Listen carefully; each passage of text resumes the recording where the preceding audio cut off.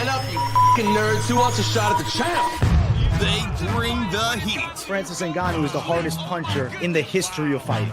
They bring the knowledge. If you think this fight is going 5 rounds, you are out of your mind. They bring you the picks. The dog is getting it done in this one. We deliver every single week. We're bringing the heat, ladies and gentlemen. The money line. Don't miss it on the MMA Experts channel each week. The Money Line. We are live on a beautiful Monday night, breaking down some UFC 328 action. I am AJ, joined as always by my guy, Mike Finch. What's up, big dog? I'm good, bro. I had to get a little dressed up here because it is a numbered event. It's a numbered card. That's what AJ and I do. We got AJ with the collared shirt. I see some ice under there, bro. AJ been making some money on that fucking live stream he been doing, dog. AJ does numbers with you guys. You guys are just coming there to wait for the main event to roast his ass, dude. You fucking cursed me, AJ. God damn it. We'll get to it. AJ has fucking phenomenal picks. And then the main event hits. You know, the undercard picks were fantastic. There was a lot of money reads, as usual. Lock City parlay hit. It was great. Under the main event. People like to talk trash on my picks. People talk trash. They would never do that to me. I know they never do it to the finish. Never. But at the end of the day, the overall slate is fire. And if you really trust in the main event curse, I don't get why you wouldn't just auto fade the minute. You got guaranteed winner then if you really believe that curse is real. You could have had fucking dubs on dubs. This, if it's a 3-1 favorite or more, trust in my main event call. But if it's close money, fuck, bro, the main event curse has been true. And Jack Della Maddalena unfortunately got cursed, man. I don't think he was actually cursed. This is a stylistic matchup that turned out to be a lot more of a nightmare than I think Finch and I both anticipated. I mean, Jack Della was known for the boxing combinations, the high output, and the confidence to close the gap, which that key word, confidence. I thought he lacked it against Prates. Now, of course, because Prates clobbered him with shots and chopped his leg, he was lacking confidence, but there was not an ability to close distance for the most part. Jack Della was kind of waiting a lot. I thought that he won it out. Like, I don't know. The vibe I was getting is Jack Della was sitting there. He's like, fuck, I think I'm done. Like, he was on the ropes a little bit, metaphorically speaking. In the third. Yeah. And thankfully, the referee stopped the fight with the little ground and pound. But Prates damn near almost forced his ass to stay down. He's like, come on, let's get up. I'm like, yo, just mercy finish him here. And that's what Prates did. I was blown away. Carlos Prates looked sensational.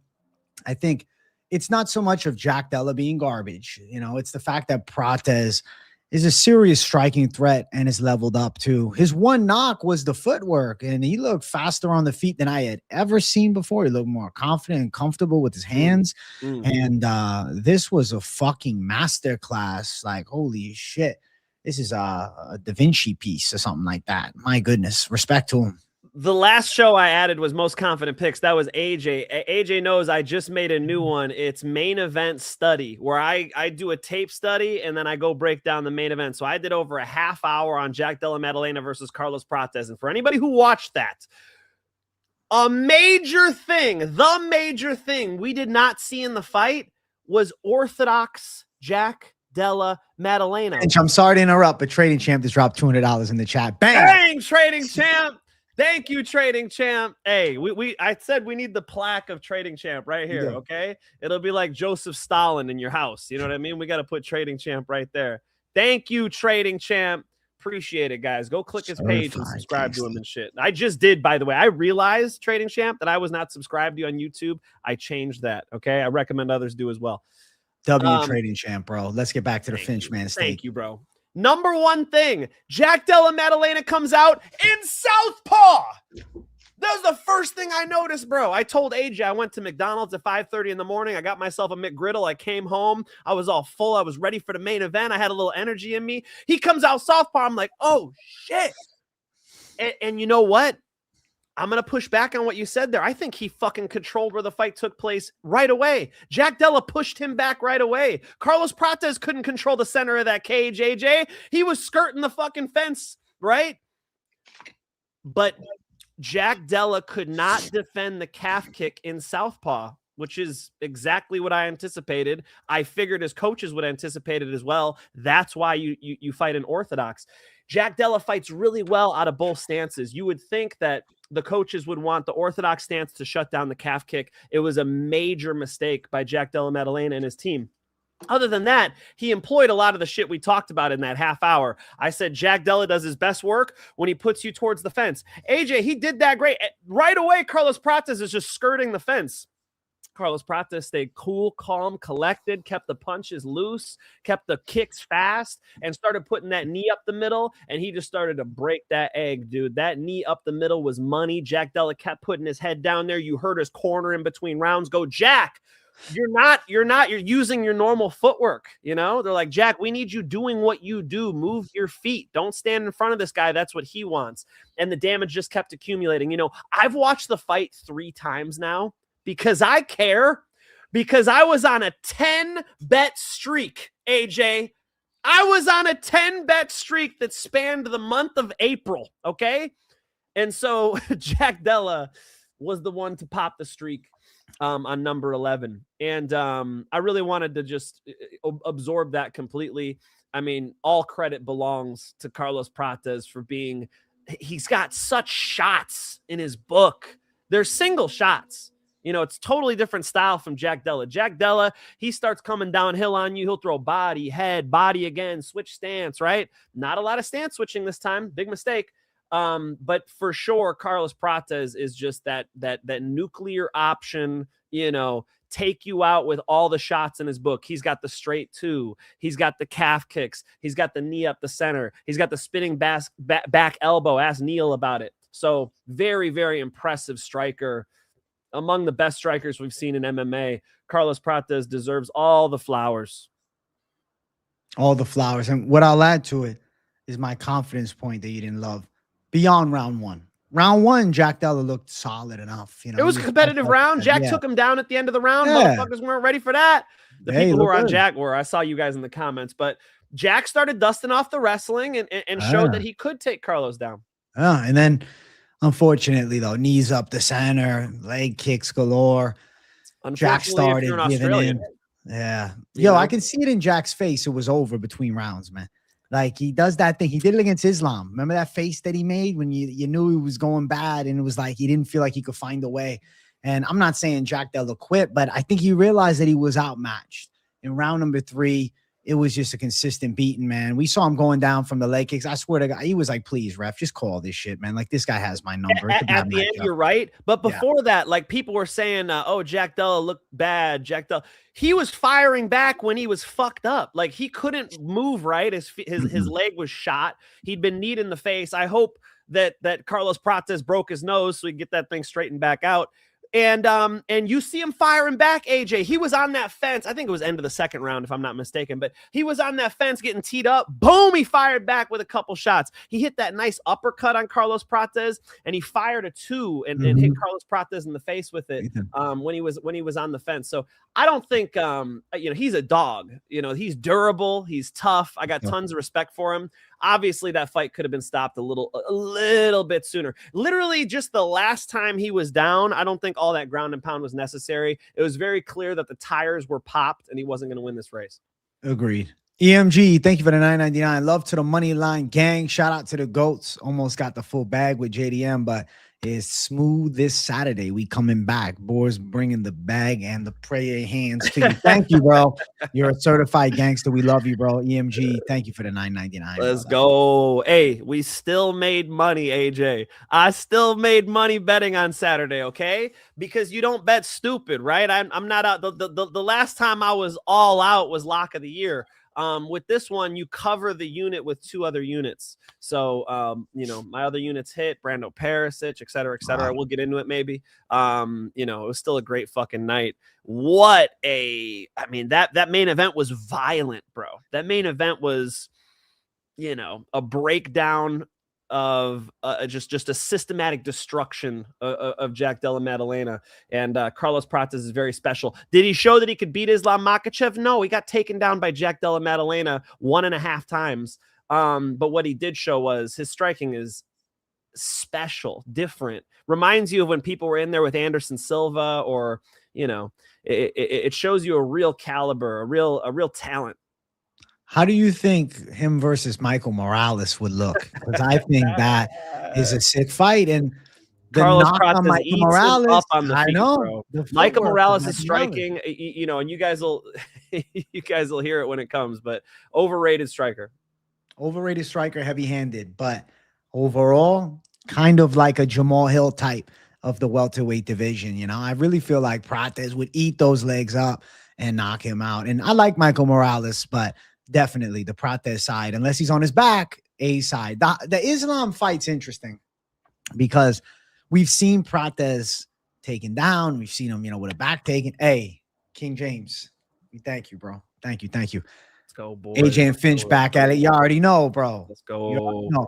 Finch, man, you know what? I'm doing something new after this show because some people reach out and say, yo, AJ, you guys didn't do Moneyline? I'm like, what are you talking about?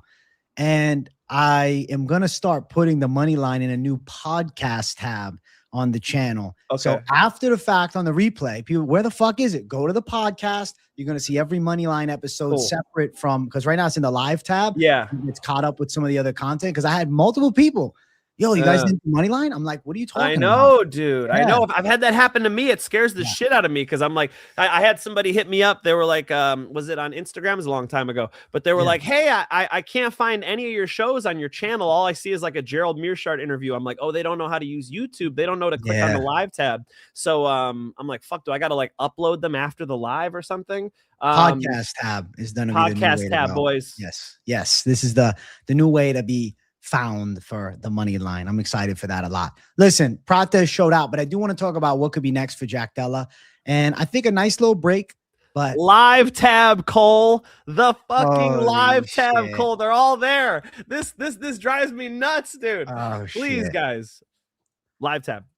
Jack Della versus the loser of Sean Brady and Buckley, probably. I think that makes sense. Timelines will probably work too. Oh God, dude, give him Diego Sanchez. What do you mean? He's got about dude. He's got about Jack has not, you know, he had an incredible performance against Bilal Muhammad. He had this beautiful comeback against Gilbert Burns. He's had some amazing fights, but the last two, bro, Islam Makhachev and Carlos Prates, yes. I mean, he's fighting elite competition. I think he really needs to bounce back, bro. I feel like the winner between, you know, those two is pretty high caliber still. So, you know, I would like to see Jack get at least one bounce back, you know. Respect. Listen, what you know what the issue is. You have that belt around your waist. Paying him too much money, baby. He costs too much money, dog. No build-up fights, man. I don't know. 170. Dude, it's a murderer's row. Like, where's the easy fights? You know, it don't exist at 170. Doesn't exist. You want to run through the main card real quick? Like a sprinter. Let's do it. Let's do it. Quillian Salkilled sends out Benny. Why are you shooting double leg takedowns on Beneil Dariush? Why are you shooting double leg takedowns on one of the best grapplers in the UFC? You deserve to get pressed into the fence and bullied like that. AJ, I'm watching the fight. I needed Quillian Salkilled. That was the second half of the parlay for the 10 bets in a row. Bro, he fucking shoots the double. Beneil defends, throws him up into the fence, puts the single hook in. I'm like, oh my God, this looks like exactly what I saw Beneil Dariush do to that UFC fighter I talked about when I was over there a couple months ago in Anaheim. I'm like, I can't believe Quillen, I got to stop doing that. Quillen Salkilled is grappling with him. Dude, he shot on him twice. When he didn't shoot on him, he knocked him out. Great move to just decide to commit to some punching, bro, because it was a different level with hand speed, which we thought would be the case. And PDX, holy shit, $50 dono. Can't stay long, but let's get ready for our new Japanese champion, Tatsuro Taira. Thanks for the show, guys. PDX, I know you love your boy. We'll get to it shortly. Thank you for the shout out, PDX. That's a fat dono, bro. Appreciate it. You're 1/4 of the way to trading champ, bro. He's gonna be a billionaire soon, like trading champ. Let's fucking go. Thank you, PDX. That was really kind. Let's fucking go. Listen, Salkilled, rising prospect. He's on the cusp of proper matchups. I would love to see him versus like Moicano or Dan Hooker. Something like that would be very fun. Definitely think he's got the tools to make shit happen. Tried to test the grappling and, you know, outdog Dariush there, but come on, bro. Dariush still can grapple with anybody.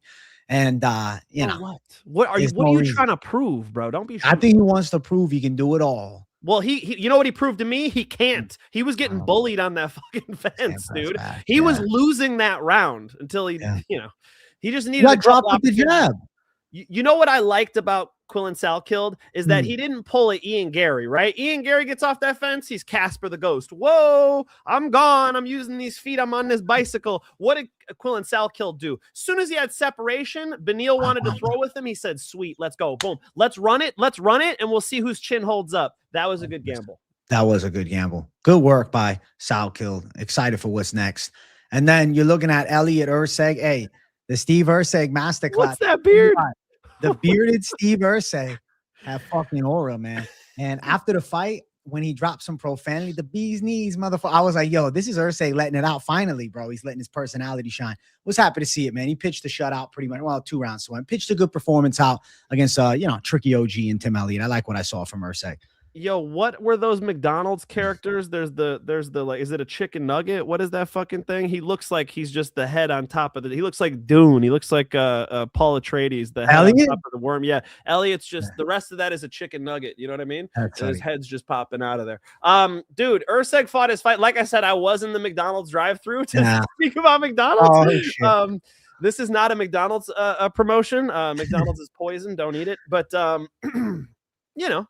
Urseg did his thing. I thought Urseg's striking looked pretty sharp, better at jiu-jitsu, and I feel like you just got to make Elliott pay more than that. These guys aren't putting Elliott away, and I see you know, vulnerabilities. His striking, his timing's weird. He's just got a weird style. Some of these guys need to go in there and throw some weapons at him, though.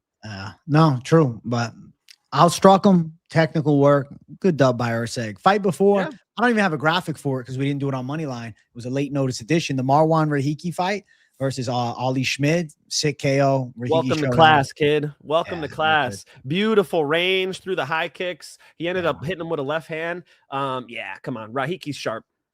And then fight before, Perisic, the fucking real rising heavyweight star. Bro, the odds got even, dude. I put another bet on Perisic, dog. You had to. It was only when I saw them go even, I said, what are we doing here? Add something to it. Because I almost this told was Premium crazy. Channel, but I was like, we already got a bet on him. I'm not going to do it. Premium Channel had a bet on Perisic, but it was a half a unit. Bro, I threw a little bit more of that.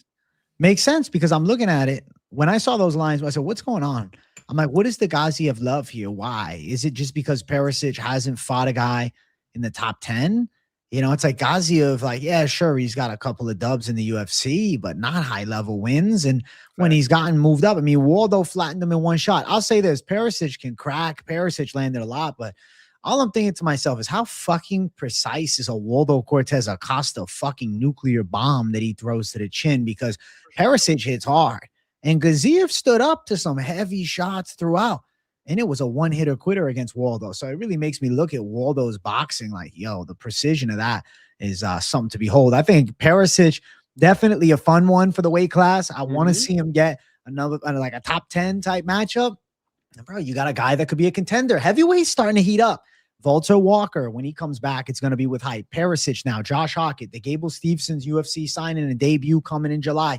Heavyweight is seeming like the new generation is entering. Which is good. My God. Quote him, guys. Thank God. Thank God.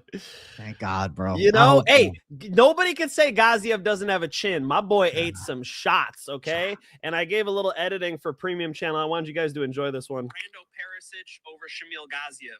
Shamil Gaziev is not as fast with his hands, and I think he's you guys, I just wanted to show you Flubber, okay? I thought this was fantastic. That's Flubber. That's that old ass movie. And and there's me stoned. No, I'm not stoned. I actually took a shot to celebrate all of our winning bets before that. So I did feel the shot a little bit when I was doing a breakdown. I'm a lightweight, I guess. Haley says I could drink. My wife says I'm good to go. I've never puked from drinking, but damn, I felt that one shot. Anyway, Shamil Gaziev, way hittable. He's used to being kind of quick for a fat guy. He's up against Perisic, who's actually fast and 6'5". Perisic is city kickboxing, and you know he's training with like Rob Whitaker and technical people, and you could see the technical ability in his straight shots. Defensive grappling was good enough. Perisic is a problem. Very excited and fun fight. Fun fight. And we'll do one more. Go ahead. Oh, Louis Sutherland did it. Look, I knew to avoid this one. Sometimes in betting, you got to know who to fucking avoid. I knew, maybe I'm not the only one. Tai Tuivasa, not trustable even against the Louis Sutherland. We saw, motherfuckers forget, but when I tape studied, I remembered I saw Louis Sutherland take down his last fight. Perisic, yes. Take down Perisic and put his ass on the ground. Now, Perisic bounced up, but just seeing him take down Perisic, I'm like, yeah, Ty's not safe. And Ty got fucking smothered. Good work by Louis Sutherland. Tragic downfall, man. Tuivasa is, 7 fights in a row? Like, I think there comes a time where, the UFC, as much as he's a popular fighter, has to consider giving him the walking papers now. And we'll see what happens. Maybe they'll keep him around for another one. It also makes me think, dog, Taliesin Teixeira is fighting Sergey Pavlovich. And his win was a more competitive win over Tuivasa than Sutherland had. Like, I think he's going to be a victim against Sergey Pavlovich. My God, Taliesin Teixeira, he's in trouble. Sutherland, I think so. Strong. I saw that too. Strong, tough. Sutherland can wrestle a bit. I definitely think, he's an okay heavyweight. I don't think he's beating the top guys, but he can wrestle, which is a factor. You can get on top of some of these guys. There's some more one-dimensional dudes. I'd like to see Sutherland versus like Peter Griffin Peterson. Why is he calling out Marcin Tybura? Can we leave 41-year-old Marcin Tybura alone? Hey, I want to call out that grandfather in the nursing home. You know what I mean? Like, what the fuck are we doing here, guys? You're calling out, you're using the microphone to call out Marcin Tybura, who just lost to a UFC newcomer. Shout out to my boy Tyrell Fortune. Interviews on my channel. Come on, man. I thought that was a lame call. Yeah, no, but he's probably not getting that because still, I mean, shit, he's still ranked, up in the top 15. So, like, I don't think Sutherland's getting a ranked spot next after, this one, but you never know. I mean, he did beat Tuivasa. Was Tuivasa ranked heading into this fight? I fucking hope not. No, not anymore. He was for a while. He was the meme of like how bad the heavyweight division was. Yeah. Tuivasa's number 10, Holy shit. And luckily he's out of there. If you want me, I'll just voice him real quick, or do you have the graphics? For what? I'll just run through them. Cam Roaston gets it done with takedowns, AJ. He fucking dusted off the wrestling. Not bad. Junior Tafa with one of the latest stoppages we've seen all year. Oh my God. Ref, you're trying to kill Kevin Christensen? Holy shit, dude. He elbowed him so many times I got scared. Jacob Malhoun fought like a fool. I cannot believe he was shooting takedowns on GM3. Do you want to chime in on any of this shit? Talking about Sal killed? Shooting takedowns? What the fuck? I'm like, what is Malhoun doing? I'm watching GM3 just fade to the side. I'm like, oh my God. Like, the striking should have. You like throw and throw. Go get his ass. GM3's out there fighting with a stick up his ass, all old and stiff and shit. And I love GM3. I've known GM3 for a decade, but god damn, he's out there stiff as hell. And Malhoun's out here not very effective with his boxing. Bro, that was almost lost. He could do that. Decision was favorite, almost lost. That was crazy. Another one that wasn't worth betting on. Colby Thickness cashes for me. That was a close one with Vince Morales. I know you like Vince Morales, and I actually was watching you on the live. Remember, I was chiming in. Vince Morales needs to put more on his punches, bro. That right hand was landing, but it didn't mean anything, Round 3, you look good, but I don't know. Close. I'm not surprised Thickness got it in Australia, too, with a coin flip decision. Wes Schultz is one of the worst UFC fighters on the roster. He was getting his ass kicked. He's getting his ass kicked by Ben Johnston, who was fresh off the shelf. I told folks, be careful with Ben Johnston because I listened to an interview with him where he's like, I just had to go to the gym and see if I still had it. Like, that's not what you want to hear at the beginning of a training camp. See if you still had it. You know what I mean? So I was never going to touch him there. And sure enough, Wes Schultz does get it done. Wes Schultz, very submissive, gives up top position. He's a fucking D3 All-American wrestler, and he can't stop. I was getting freaked out. His wrestling is like pitiful. The guillotine's nice. And then he gets on the mic. Fuck Uncle Sam. I just paid off my student loans. Fuck Uncle Sam. Fuck Uncle Sam. What do you say? You're lucky Uncle Sam loaned you a 0% interest loan so you get a culinary degree, you dumbass. You know what I mean? Like, fuck Uncle Sam. Why? Because you took out a loan and you had to pay it back? Are we supposed to give you a hug now? What the fuck are you talking about, dude? What do you mean? I don't like that kid. Can you tell? Finn's not a Wes Schultz fan. I thought he was not a Wes Schultz guy. And what's funny is I talked a bunch of shit on my show, and then I realized I'm going to commentate XFO in August. Pura Vida BJJ, his gym, competes at XFO. If I see Wes Schultz, it's on. He might, you know what I mean? He might. At least I know he's going to pull guard like a bitch if it goes down, though. You know what I mean? Holy shit. Holy shit. And then what was first fight, man? You run McAuliffe got it done against Temba Garimbo. Temba Garimbo was bad on the fence. Oh my God. McAuliffe outstruck him. Looked vulnerable though. It didn't look great, but McAuliffe, you know, he ended up coming on strong late and actually did win the striking. That was another bet I got. And then Cody Steele with that heel hook that Paul Felder thought was a knee bar. Paul Felder's like, oh, you know, I think he's making something up there. Paul Felder, it's called a heel hook, okay? You might want to take a jiu-jitsu class, okay? You see how his heel's going that way? Yeah, that's a heel hook, buddy, you know? And I don't want to be an asshole, even though I was just an asshole there. He doesn't want to be, this was. You know what I mean? It's like, bro, you're calling the fights. You got to know what a heel hook looks like. That's crazy, Paul Felder. I think also with Don Marfan, I'm like, why the fuck you playing that leg lock game with the guy that competes in grappling? Get out of there. Don Marfan really showed some ignorance in the leg locks because he kind of sat there with his leg in there. You have two legs. If he has control of this one, use this one to kick out. Get out of there. What are we doing hanging out in there? He waited in there way too long. Way too long. Yeah, I didn't get it, man. Karate Kid Madrid, thank you for $4.99. Hit Wes Schultz with an in play at plus 750. You can see the homie fading. In play is the nuts. Hey, W, my boy. Thank you for $4.99. Karate Kid Madrid, I just followed you back on Instagram. I know you've been sending me your tickets and stuff. Fuck Wes Schultz and fuck that money you made, okay? That's crazy, bro. You made money on Wes Schultz. He's going to be betting on the Special Olympics next. That's fucking crazy, bro. Party time. It's a party. It's a party. It's a party. Hey, W. Wes Schultz, man. Thank you for the donut, my boy. Karate just Kid fucking Madrid. around. Thank you for the donut. I really want to get into this week's card. Enough about fucking Perth, all right? It's UFC 328 fight week, and damn, it's a good one. Let's jump into it. If you guys are enjoying the show so far, hit the like, hit the subscribe. Let's go fight one. Up first, we got Clayton Carpenter versus Jose Ochoa. My prediction here is going to be the Ochoa side. Carpenter's a pretty good wrestler, but I feel like Ochoa, having just fought against Almabayev, a different tier of pressure and chain wrestling, is going to be prepared here. And I like the striking, man. Ochoa has good hands, power in both punches. I mean, fucking sick knockout of Cody Djorden. He's got some length to him and even has a capable jiu-jitsu game too. I feel like the Ochoa side is going to be more dangerous, right? For Carpenter, it's more going to be positional dominance, finding a way on top, controlling, pinning fucking Ochoa to the mat, flatten him out, beat him up a little bit from half guard, and really embrace the grind is more the style for him in this. But Ochoa's scrambly, man, and I feel like he creates space pretty well from the bottom, uses his legs well, and I think he's going to be able, if taken down, to find ways back up and get some big shots off. I'm going to go Ochoa. I won't be shocked if he gets a knockout, but I think KO or decision makes the most sense. Me and AJ were talking about this one before we went live, and I was telling him, bro, am I crazy for Clay the Carpenter Guida? No, ladies and gentlemen, this is just Clay Carpenter. Am I crazy for going Clay Carpenter? Guys, I know you look at that image and you look at his face and you go, Clay Carpenter's younger. No, Ochoa's like 24. You know, Clay Carpenter's like 29 now.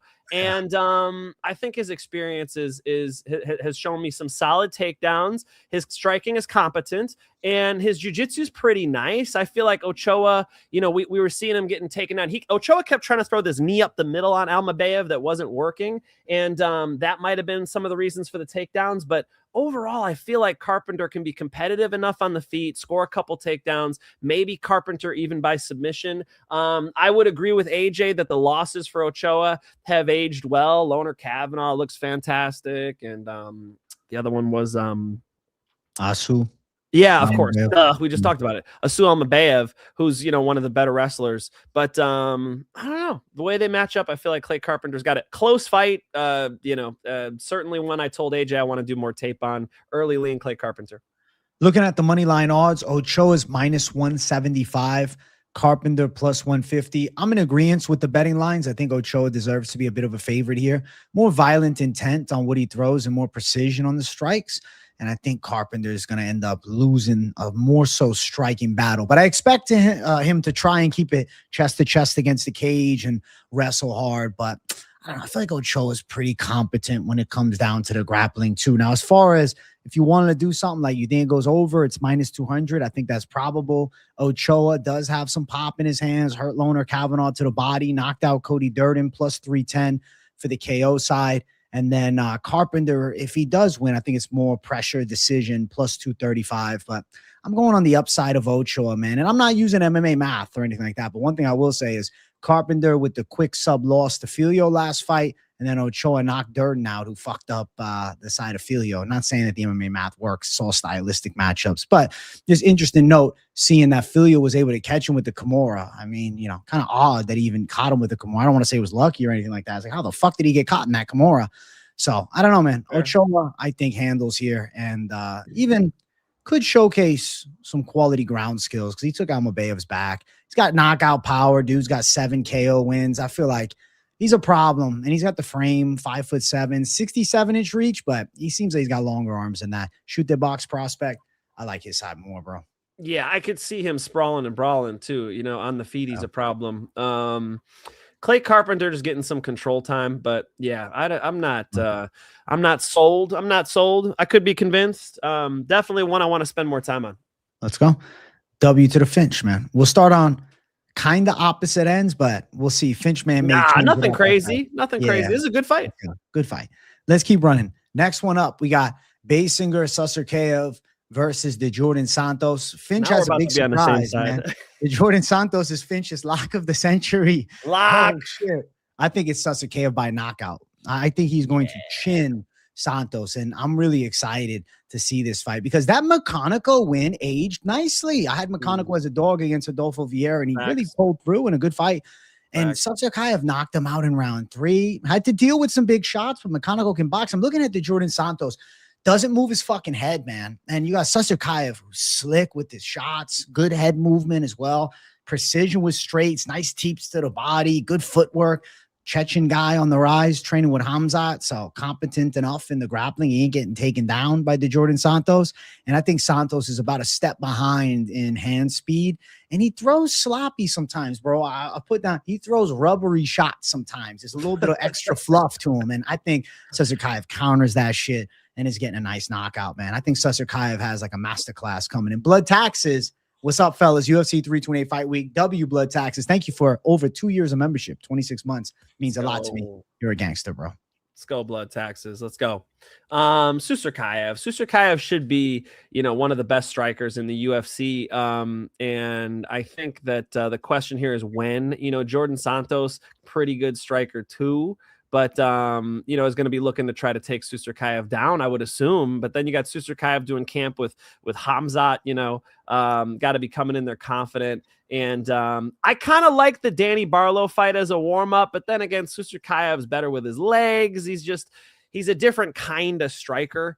So let's say he ends up sailing a head kick up there, a knee. He finds something. I'm going to say Susurkaev does get him out of there, AJ. I think at this level, Susurkaev KO is live. It's really a question of when. Minus 550 on the money line. So hell of a tag. Plus 400 for Santos. Interesting. The over 1.5 minus 150. The under is plus 132. And I think that's because we've seen Susurkaev in, you know, his first 2 UFC fights go into the second round. But, you know, he does have some first round finishing ability. I mean, if you look at him as a pro, he's got 7 first round knockouts. Santos and him, though, it could end up being a calculated fight. So, I don't know. Over, under, not crazy to just sit out, you know. But the underside of plus money could catch your eye. But then again, Susurkaev is a patient sniper more than blitzing brawler. I like the KO, though. Plus 125. It's plus money for a KO tag. I think eventually he's going to find the kill shot. I feel very confident that he gets a knockout. It's not going to be a decision. It should be a highlight reel. And I think Djorden Santos is going to be looking up at the lights.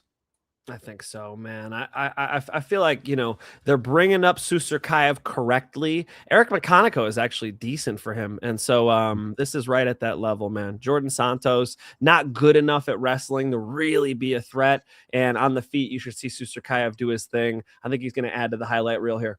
Let's go. Finch and I both going Susurkaev highlight reel. Let's keep running. Next fight on it, we got Pat Sabatini versus William Gomis. This is interesting. You know, William Gomis has long-range striking tools, very much a distance kickboxer, very footwork-based, will throw as he's moving, and he's fast, too.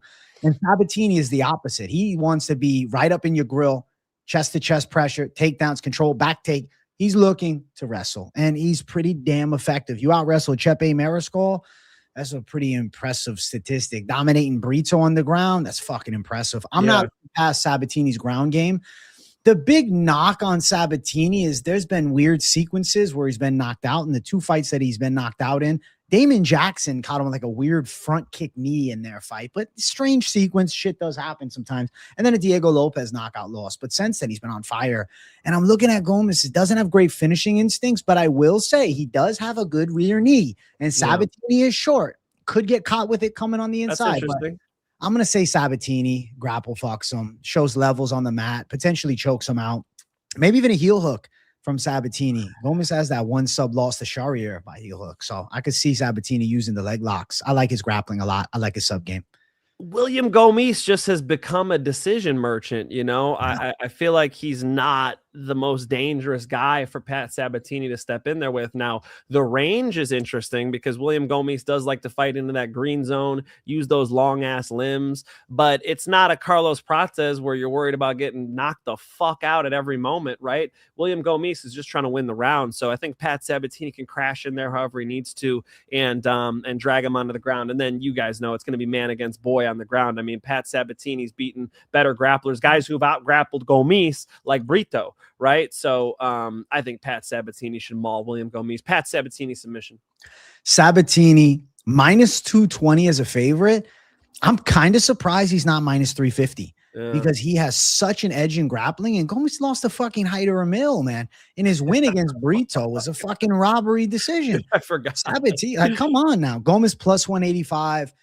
Sabatini by sub is 2-1 odds. And then if you are thinking Gomis maybe catches him with a big knee, you got plus 450. But I think it's pretty likely that Sabatini grapple fucks him and, you know, is able to find the sub. He's got real high level grappling and he's so tight, man. The way he sticks to you, gives you no fucking space, man. I cannot pick William Gomis against a guy that out-wrestled Chepe Mariscal and Joe Anderson Brito. So Sabatini to show grappling levels. He's been looking better than ever. And I think Gomis, too much of a long-distance kickboxer, not enough of a violent striking threat, you know? Not huge power. And too vulnerable on the ground. You know, Chepe is built like a fucking, you know, a rock, you know? Yeah. And so it's hard to get that neck on Chepe. It's going to be hard to crank anything. Gomis, much more available. The limbs are more available to be manipulated. That long giraffe neck is much more available to be choked. I really am feeling a Pat Sabatini finish here as well.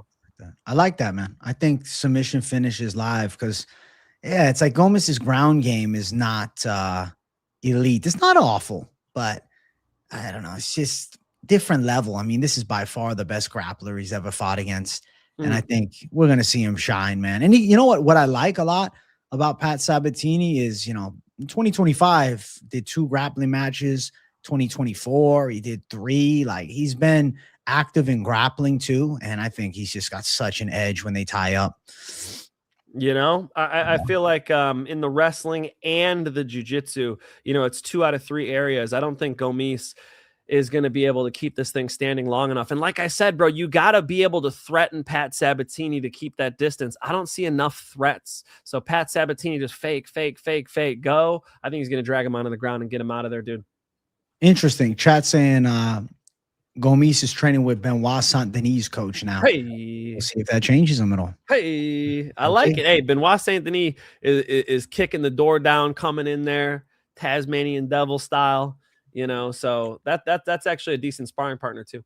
Yeah, W, man. But we're going Sabatini nonetheless. Grapple fucking incoming. Let's keep running. Next one, Roman Kopylov versus Marco Tulio. I like Tulio's chances in this. I know everybody's going to write him off because of the Chris Leroy Duncan fight, but I went back and rewatched it and I was like, oh, wow, this was a lot closer than I remember in that fight. Leroy Duncan was actually looking uncomfortable on the feet as Tulio was landing some shots around 2, fucking back fist to the chin, wobbles Tulio, and then ultimately he's violently knocked out. But prior to that, I mean, I thought Tulio was having some moments. He looked strong on the inside. It definitely wasn't like an awful performance. It's just he got caught by a funky strike against a good athlete with the, you know, pretty athletic kickboxing style. Less likely Kopylov spinning back fist him. So, you know, more of the traditional, you know, technical kickboxing style from Kopylov, which I think kind of plays into Tulio's game better.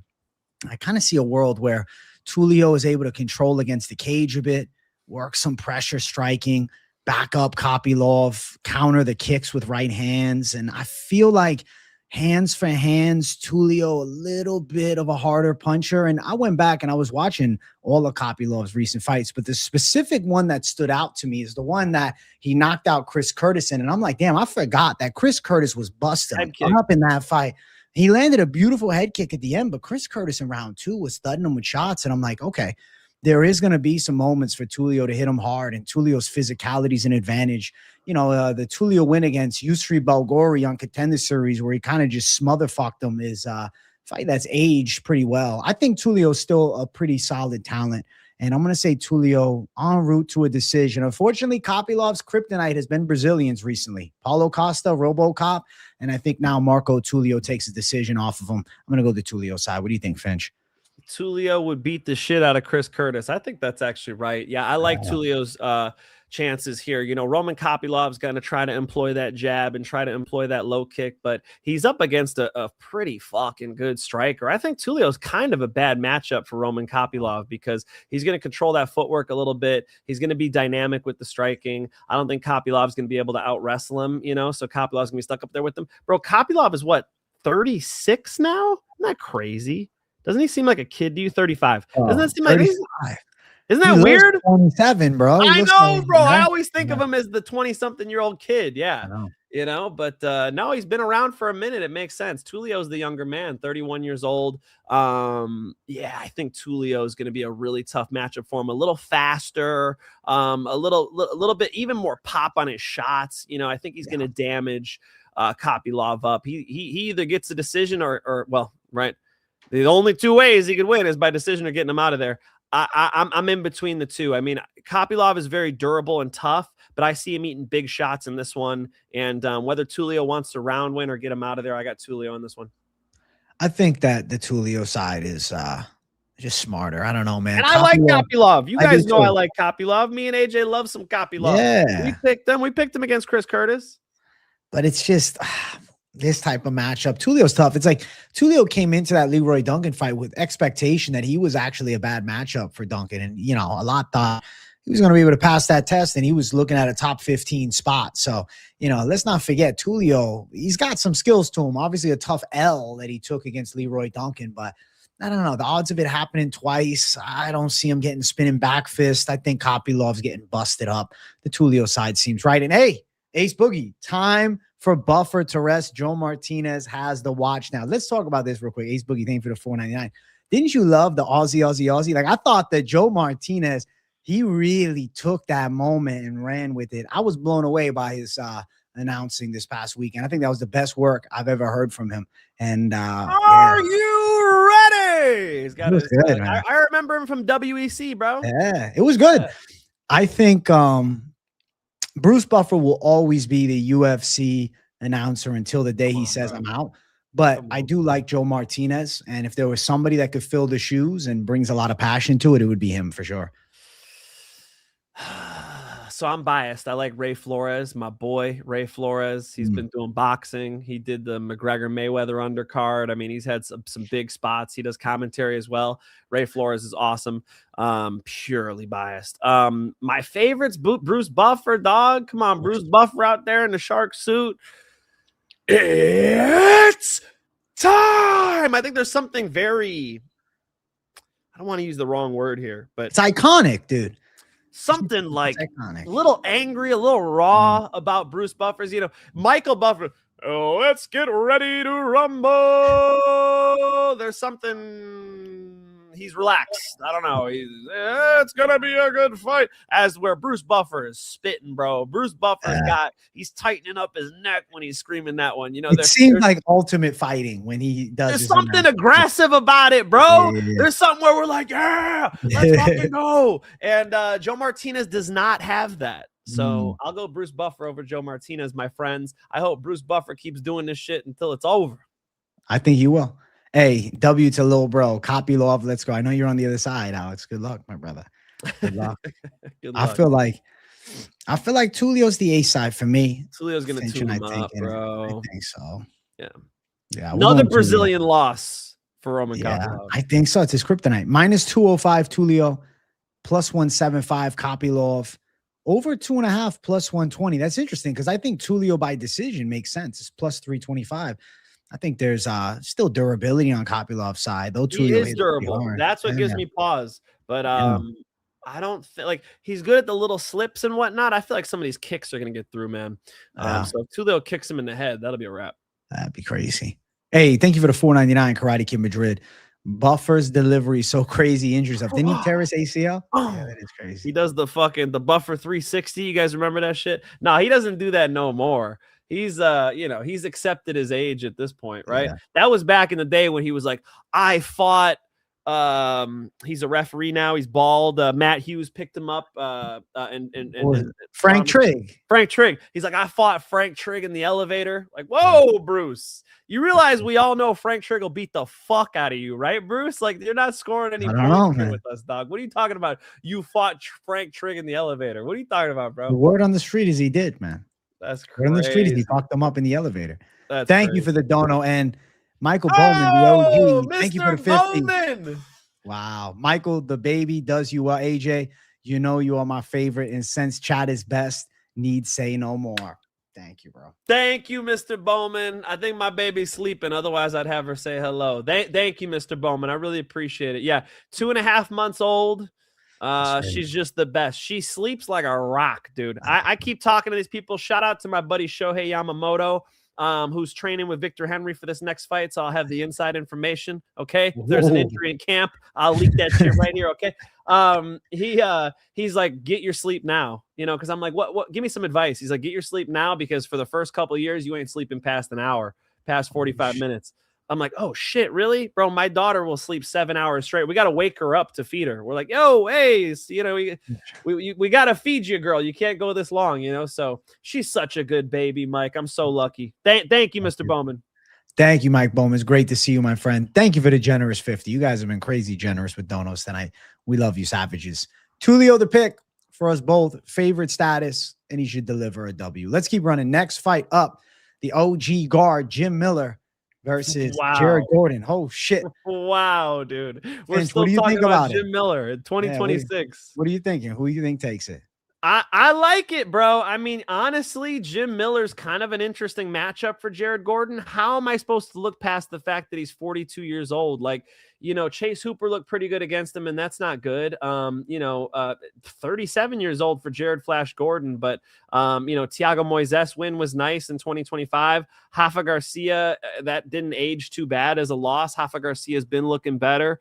I feel like you got to give it to the hands of Jared Gordon, takedown defense and boxing for Jared Gordon. But I mean, the jiu-jitsu doesn't go away. Like, that technique doesn't go away, bro. I just got done teaching my jiu-jitsu class, and there was this old man from UFC Gym Costa Mesa. And I was just, other people were rolling. I'm like, hey, would you like to get a roll in? I'm taking it really light on this guy. This guy's fucking really good. Like, you could be 60 and like really good at jiu-jitsu, So 42-year-old Miller, I'm going to say he's 90-something% the jiu-jitsu player he was before. So you got to factor that in, even though he's 42. I just feel like everywhere else, besides the submission threat, like his guillotines are nasty, everywhere else you should be giving an edge to Gordon in the clinch, in the boxing, right? I'll go Jared Gordon decision. Maybe he even wobbles Miller, gets him out of there. Hard to do, though. Miller historically one of those OG durable 100%, savages. but you never know when it's going to crack in the 40. Yeah, 40, 42 42. now. Yeah, at lightweight. Listen, at lightweight. You know what my issue is with Jim Miller, too? He's been out for a year, man. Like, at 42, I don't know. You could say maybe the body's fully recovered, maybe, but the other thing could be now he's not actively competing like he was. Could end up being a red flag. I think Gordon's ready to rock. He's got good close range boxing. He's got power in his hands. He can grapple well, defensively sound. I think he puts pressure on Jim. I think he thuds him up. I mean, we saw Jim Miller get shut out by King Green, and then we saw him got shut out a few fights before versus Hernandez, and obviously Chase Hooper with the grappling. I think Jared Gordon to probably a decision, handles with superior hands. I mean, as long as he don't get hit by a car before the fight, like leading up to the Rafa Garcia situation, I think that Jared Gordon will look pretty good here. And I mean, look at even The Nasrat Haqparast fight, a fucking split decision loss. Knocked Thiago Moises out violently in round number 1. So Jared Gordon, when he's on, he's fucking on. And I think it's too much for Jim Miller. I think it's a bad matchup for him.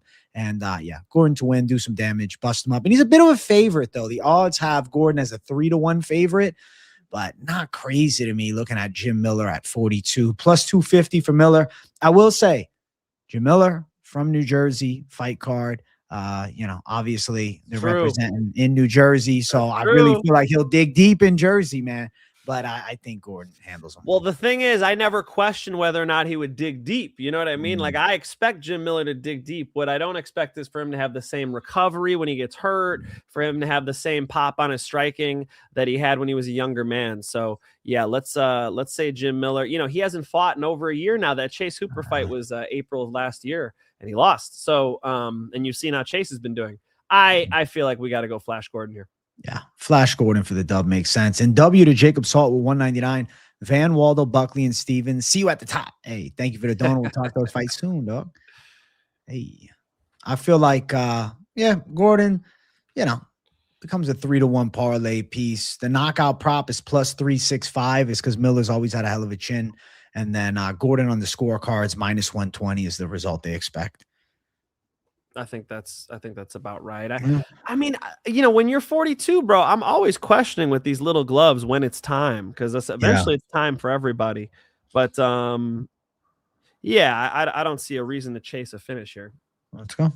Let's keep running. Next fight up, we got Grant Dawson versus Mateusz Rębecki. Oof, it's a hard pick for me, but I don't know which way you're gonna go. Actually, I know it's tough. I'm gonna go Rębecki. For this simple reason, Mike Finch, everybody that has beaten Mateusz Rębecki has had to overcome some form of adversity in the fight, being hurt in some way, because he cracks very hard and he's got a low center of gravity and is a pretty good wrestler.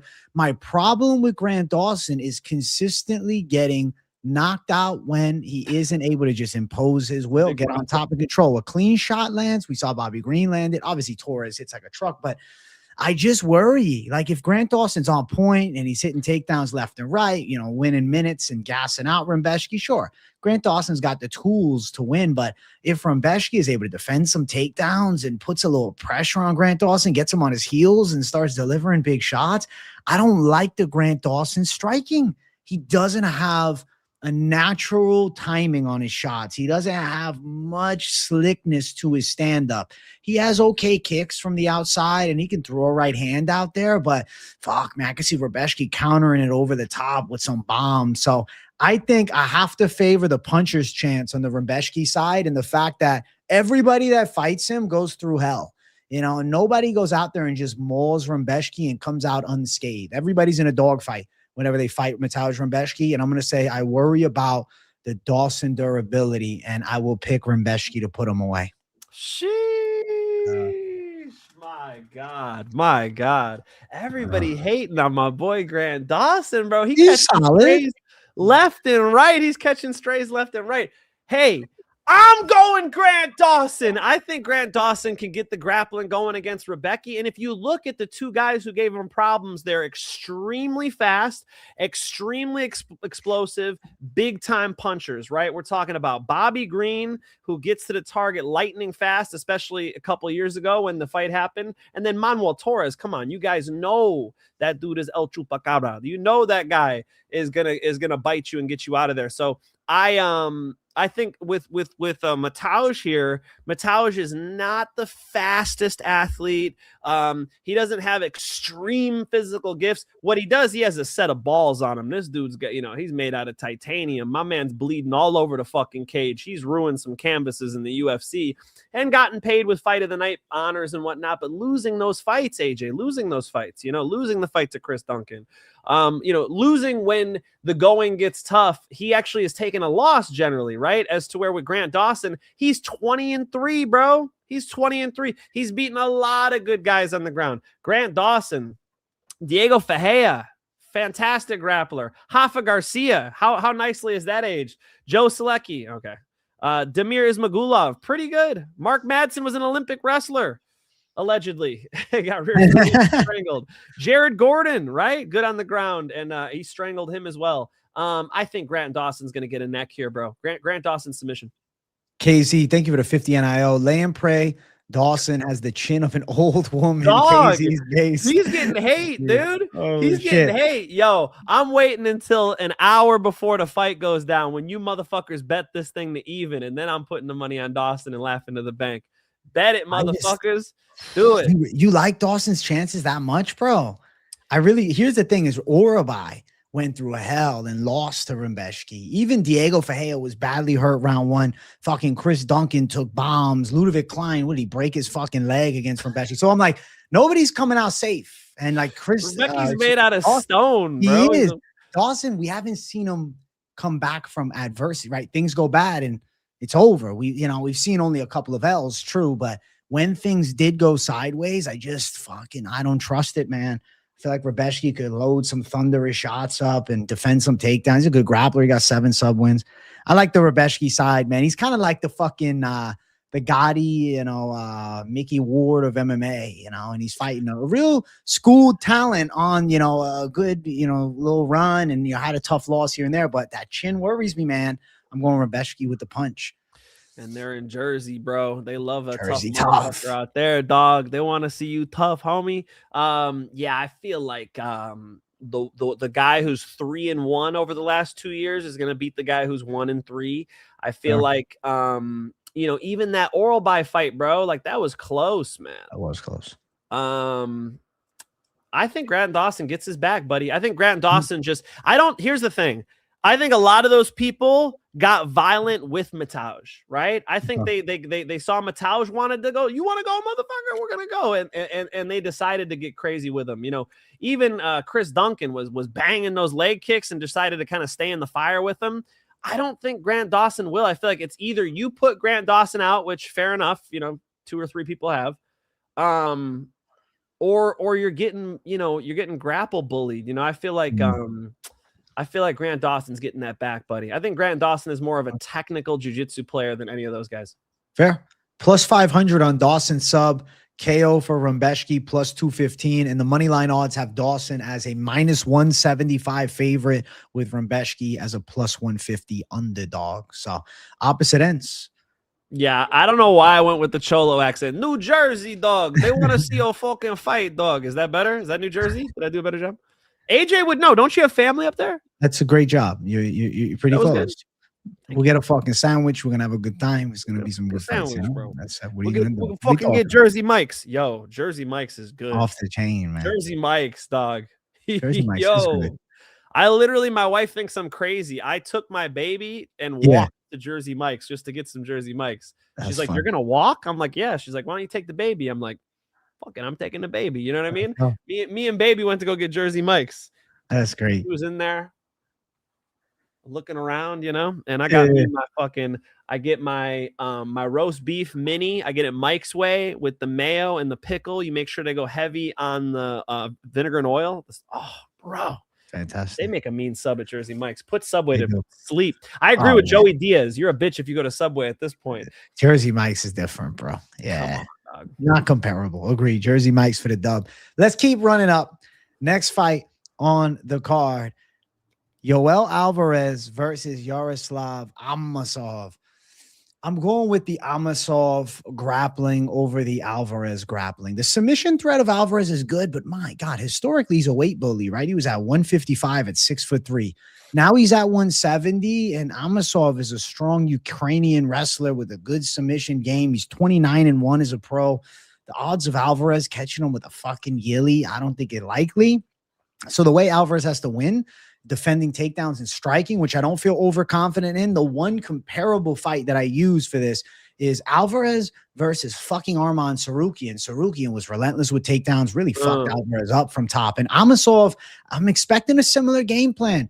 Takedowns, I think Alvarez tries the gilly. I think the side of Amosov defends the gilly, and Amosov able to control from top and potentially even lock up a sub, man. He's been Darce happy as of late. Right. And I really think that the Amosov side is too much on the ground. I like Alvarez's striking. He's got some dangerous fucking elbows. He's got some power in his hands, but at 170, that size advantage was crazy against everybody at 55, a little less at 170. Granted, he's still taller and longer than fucking Amosov, but not a weight bully here. And I think a superior Ukrainian wrestler on the other side will be too much for him. Amosov W for me.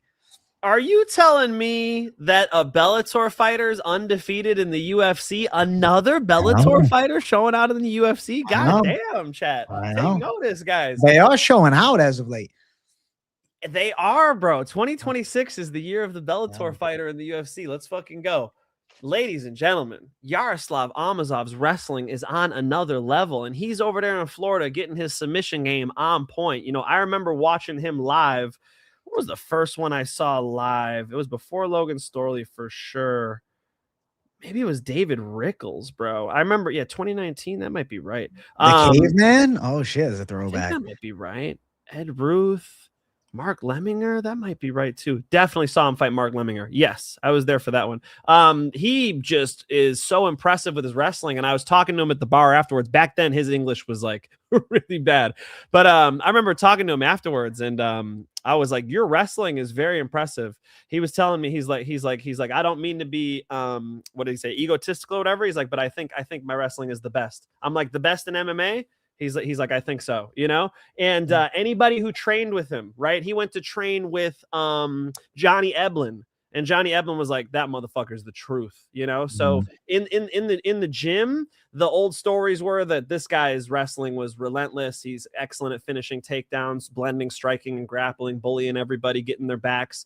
And you see it in the UFC, and now he's got, you know, Joel Alvarez, who I must admit, brother, I'm a fan, man. Alvarez on the feet is an exterminator. Okay. He's going to get those roaches out of there. He is, he's a knockout striker, right? And he's also pretty technically sound with it. So, you know, I must admit, it's like happy for me to look around and see that everybody is on the Bellator guy, Yaroslav Amosov. I'll be on him too, but just with the you know, asterisk that, man, Alvarez puts people out. It's clearly striking versus grappling. Amosov is not, he's a pretty good boxer. Like, Amosov can flow with people, especially now in 2026. You know, I'm sure striking is better than ever. He doesn't make stupid mistakes either. It's not like Yaroslav Amosov is out there standing toe to toe, just banging with people. He sets up his shots nicely. And once he does, brother, he's getting right to these chokes now. I feel like, a strangle from Amosov has got to be my pick here. So while I do admit Yaroslav Amosov,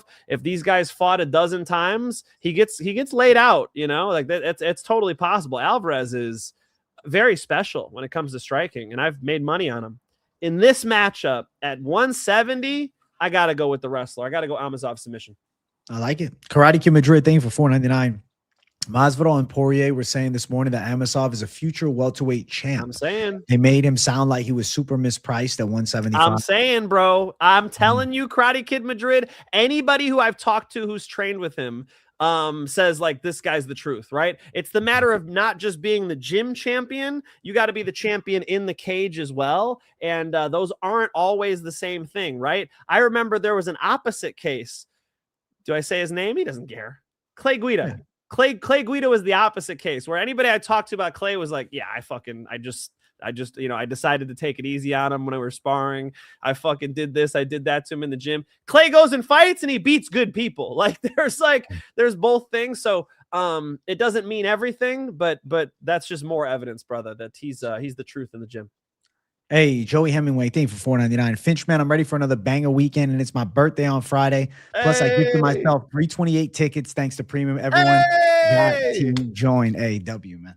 Yo, that's what he did. He DM'd me. Joey Hemingway goes, bro, he's like, with the money I just won from the premium channel bets, I bought tickets for UFC 328 for my birthday. Bro, that is that's like heartwarming. You know, that this is why we do this shit, bro. I love to see you guys make money, and I'm not above this. You ready, AJ? Happy birthday to you. Happy birthday to you. Happy birthday, Joey Hemingway. Have a fucking awesome time at 328. Enjoy the fuck out of it. We appreciate the dono. Thank you for $4.99. W to the Finch, man. Getting you paid, bro. That's fucking sick. Oh, dog. Yo, everybody who is in Premium Channel in April is happy as a motherfucker, and I couldn't be happier either. Hell yeah. Let's do it Bringing again. the thunder into May, man, at 328. you're going to be on point again, man. I think we got some money calls. As far as this fight, though, I'll say I think Amosov's control takedowns could be a sub. It could be embracing the grind. I just don't think Alvarez has the defensive wrestling, man. And I don't think that Gilly's going to work against a high-level guy like this. Amosov by sub, plus 525. Holy shit. Hell of a line here. And Moneyline is only minus 185, so not bad for Amosov. Alvarez plus 160. I didn't like Alvarez not finishing the side of Luque when he seemed to have that fight in the bag. Oddly, just like stood in a strange position, like the sprawl position, top, and just kind of over-under it and just waited. I don't really understand what the fuck he was doing in that spot because I thought he would have had Luque out of there. But, Amosov, different level. I think Alvarez on his back, and the Amosov side feels like the A side, man. Yeah, brother. I just feel like his takedown defense isn't good enough, And Amosov is going to keep going. Like, even if you defend one Amosov takedown, he'll shoot again. He'll shoot again. He'll try the single. He'll try the double. And I think that relentlessness is gonna work. Either Alvarez puts him out, or he's getting out wrestled. That's the way I see this fight. I think so. And Amosov 29-1, bro. So pretty crazy record. I think he shows out. Yeah, that's sick. Let's keep running up. Feature prelim time. We got Ateba Gautier versus Ozzy Diaz. This is the Gautier chance to shine and thrive in a featured prelim spot. I think it's a mismatch, dude. Like, Andre Palayev gave Gautier some pause in that fight, and it was kind of competitive in moments.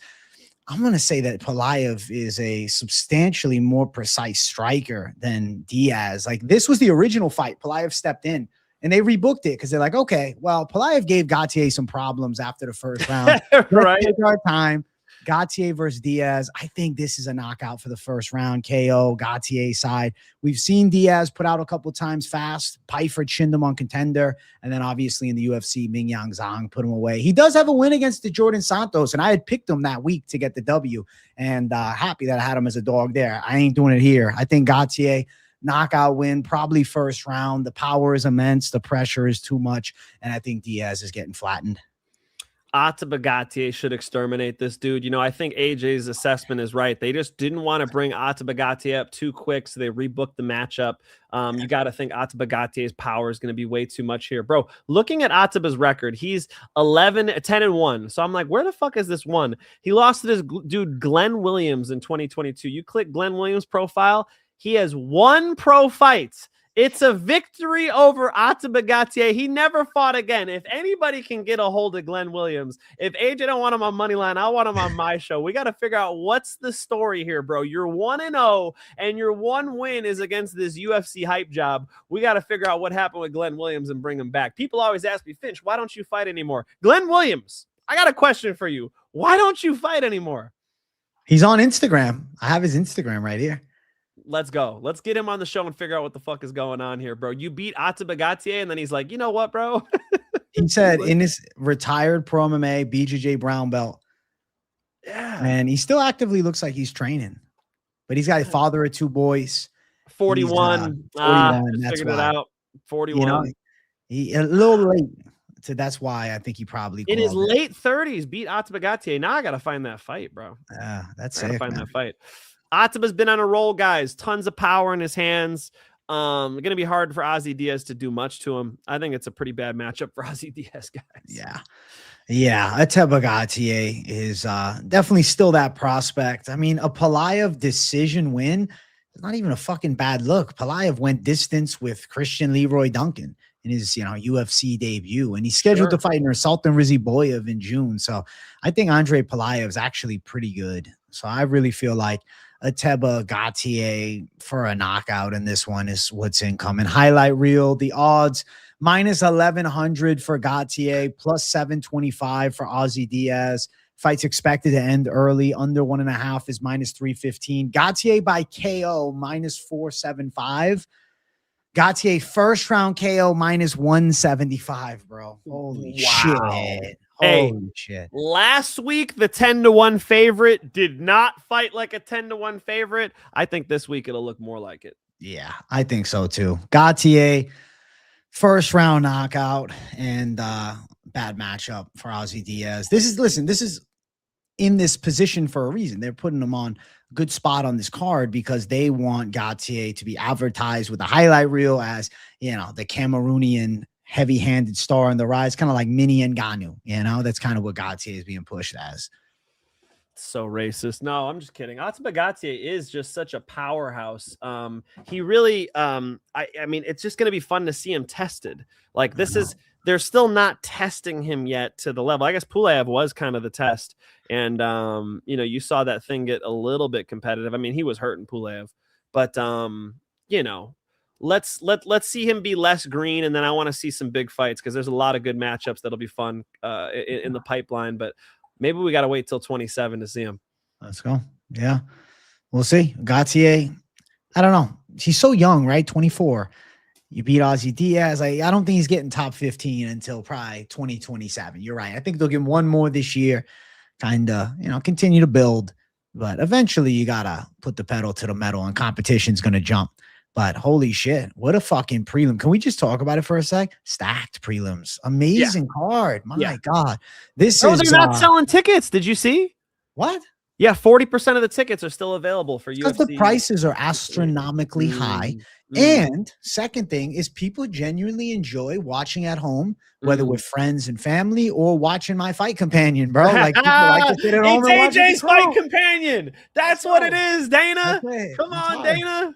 That's it. They're like, well, I got to go to the event, bro. We can watch at home with AJ. So I think that's probably why, bro. The ticket prices are crazy high. Because I was, you know, me, I'm a UFC fan forever. I was at, you know, Crow Cop versus Frank Mir. When the fuck that was a snooze fest and a half, bro. Fucking until the knockout. Yes. The knockout. Yeah. I'm glad you remember that. When was that? Let's timestamp that one. Here we go. 2010, bro. In 2010, tickets were like $40. Okay. It was like maybe 60 we spent for some better seats, 40 or $60. Now they want 600. That's crazy. That's why, you know, it's priced out for all of the fans, bro. It's a tough economy right now. Gas prices are fucking crazy. And the UFC rent is too damn high. Right? Yeah, too damn high. So we'll see. Maybe the UFC decides to give some deals eventually, but don't hold your breath. Don't hold your breath, kids. I mean, I must admit, seeing a live UFC event's a lot of fun, bro. Yeah. You know, back when I don't even know if they play it anymore, but back when they used to play the Smells Like Teenage Spirit, you know, Teenage Wasteland, and then boom, you get the KOs, you know, on big screens. Come on, man. Being at a show and seeing the president walk out, I haven't seen that one yet. That would be pretty sick. You know, he's probably gonna be there in New Jersey, not too far from his crib in New York. You know, I mean, there's something about live fist fights that is different. You know, it ain't soccer, you know, it ain't tennis. And so I must admit, I'm a fan of the live event, and I'm very spoiled because I've been to, you know, more live events than almost anybody. I mean, working for all these promotions and whatnot. Big fan of the live event. Let's go. The live event's a hell of an experience. I've been to one UFC event live long time ago, Verdum versus Brown. Throwback, man. The first time. Yeah. And, you know, he kicked him in the face with that front kick. That was the rematch, the first fight. Okay. Yeah. So way back. And I saw Habib fight live versus RDA. Saw Cowboy Cerrone, Edson Barboza. So that was pretty cool. Yeah. Nice. And you know, there is a difference. Like, it's still fun sitting in the nosebleeds with your friends, you know. But for my bachelor party, my friends flew me out to California back when I lived in Chicago. And we saw it was Daniel Cormier versus Stipe Miocic, the last one. And Nate Diaz fought Anthony Pettis, I think. Right. And so when we were up in the nosebleeds, bro, we had a great time. Working for Bellator, when I'm cage side, watching, you know, Aaron Pico rip body shots, like, you know, there's something really special about being close to. True. Listen, eventually I'll go to a live fight, but you know, with me, dog. Once we pass 100,000 subs and shit, you know, hey, come on. I know Trading Champ was gonna take you to an event, and you didn't fucking go. I know. I got to stream, man. I got to stream. Committed to the game, bro. You know, I love this shit from home. AJ's dedicated to the craft. Okay. You know where I'm at on Saturday night? Not hanging out with y'all. Okay. But AJ's here. All right. Thank you, bro. Let's get into our main card. Make sure you guys smash the like button for the boys and also subscribe to the channel. If you're a first-time viewer, first thing, where the hell you been? Second thing, hit the motherfucking subscribe button. Keep it locked in. I'm live every day. I got videos pretty much every day too. And we got Moneyline every Monday. The Finch Man does his show after. There's lots to watch, all right, on the MMA Experts channel and the Mike Finch show. So don't miss a thing. Let's jump into this fight right away. Mike Finch, we got Bobby Green, King Green, versus Jeremy Stephens in a weird one because I'm going Jeremy Stephens to upset King Green. Yo, mind blown. Go on. He's been doing BKFC and the hands are sharp. If King Green wrestles with him, okay, that could change the fight. But my God, if they're striking, what I like about Jeremy Stephens, he's got a nasty straight right and it's a fucking missile. And also he does have some good overhand shots, the overhand right, the looping left hook. And as King Green looks to evade range, the hands are normally low. Leaves the chin there and likes to slip back. I could see him getting caught on an exit by a big shot. This matchup reminds me of Drew Dober versus King Green, when King Green was looking lightning speed fast, thudding him up with punches, and Dober delivered the gadoosh knockout shot. I feel like Jeremy Stephens is live to land it. This is a matchup that I think he can win. And yeah, I'm going to go towards Jeremy Stephens to pull off, which will be a bit of a shock factor. He's a big underdog, but I think it's a closer fight, man. I'm going towards the Stephens side KO. Both of them 39 years old. Jeremy Stephens obviously coming from bare knuckle fighting championship where he beat Eddie Alvarez. Like, you know, he had some serious competition. Jimmy Rivera, former UFC fighter, he beat over there. Bobby Taylor's like a staple BKFC guy. And then Eddie Alvarez, he was a dog coming into that one, dude. You know, and he was able to get it done there. The Mason Jones fight was kind of good. You know, the Mason Jones fight was kind of fun. You know, Mason Jones being a better grappler than him and just, you know, being a seasoned UFC fighter at this point, as to where Jeremy Stephens was just coming back to the game, hadn't fought in MMA in a couple of years.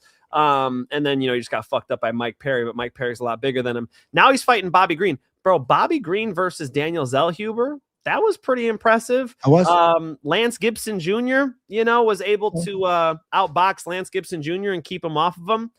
Bro, I've seen enough. I'm impressed. Both of these guys are 39 years old, so I can't really fade Bobby Green because I'm concerned about the age. And here's a guy who's not going to be looking to take him down. I think the Bobby Green being quick, being snappy with the boxing is gonna work here.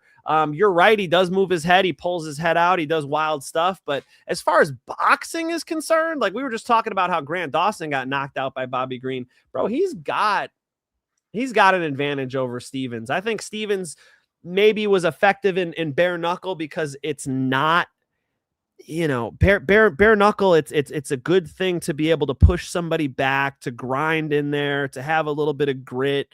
Bobby Green's going to play a little bit of a different game than that with Jeremy Stephens, and I think it's going to work for him. I'm going to go Bobby Green throwing straight shots, moving his head, making Jeremy Stephens miss, maybe making Jeremy Stephens look a little slower, and putting him out, bro. Bobby Green KO. KO, respect on that. Also, I got to bring this up. AJ live every day. Don't false advertise, brother. Monday, Tuesday, Wednesday, Thursday, Friday, Saturday for the full card, which normally leads into the next day. And then Sunday, obviously, just do the full card pick. So pretty much every damn day, actually, man. Sometimes multiple times a day. That's right. Just to say it, man. You know, I just got to shut down the lies out there. Come on. You know what I'm saying? Don't be slandering my boy AJ.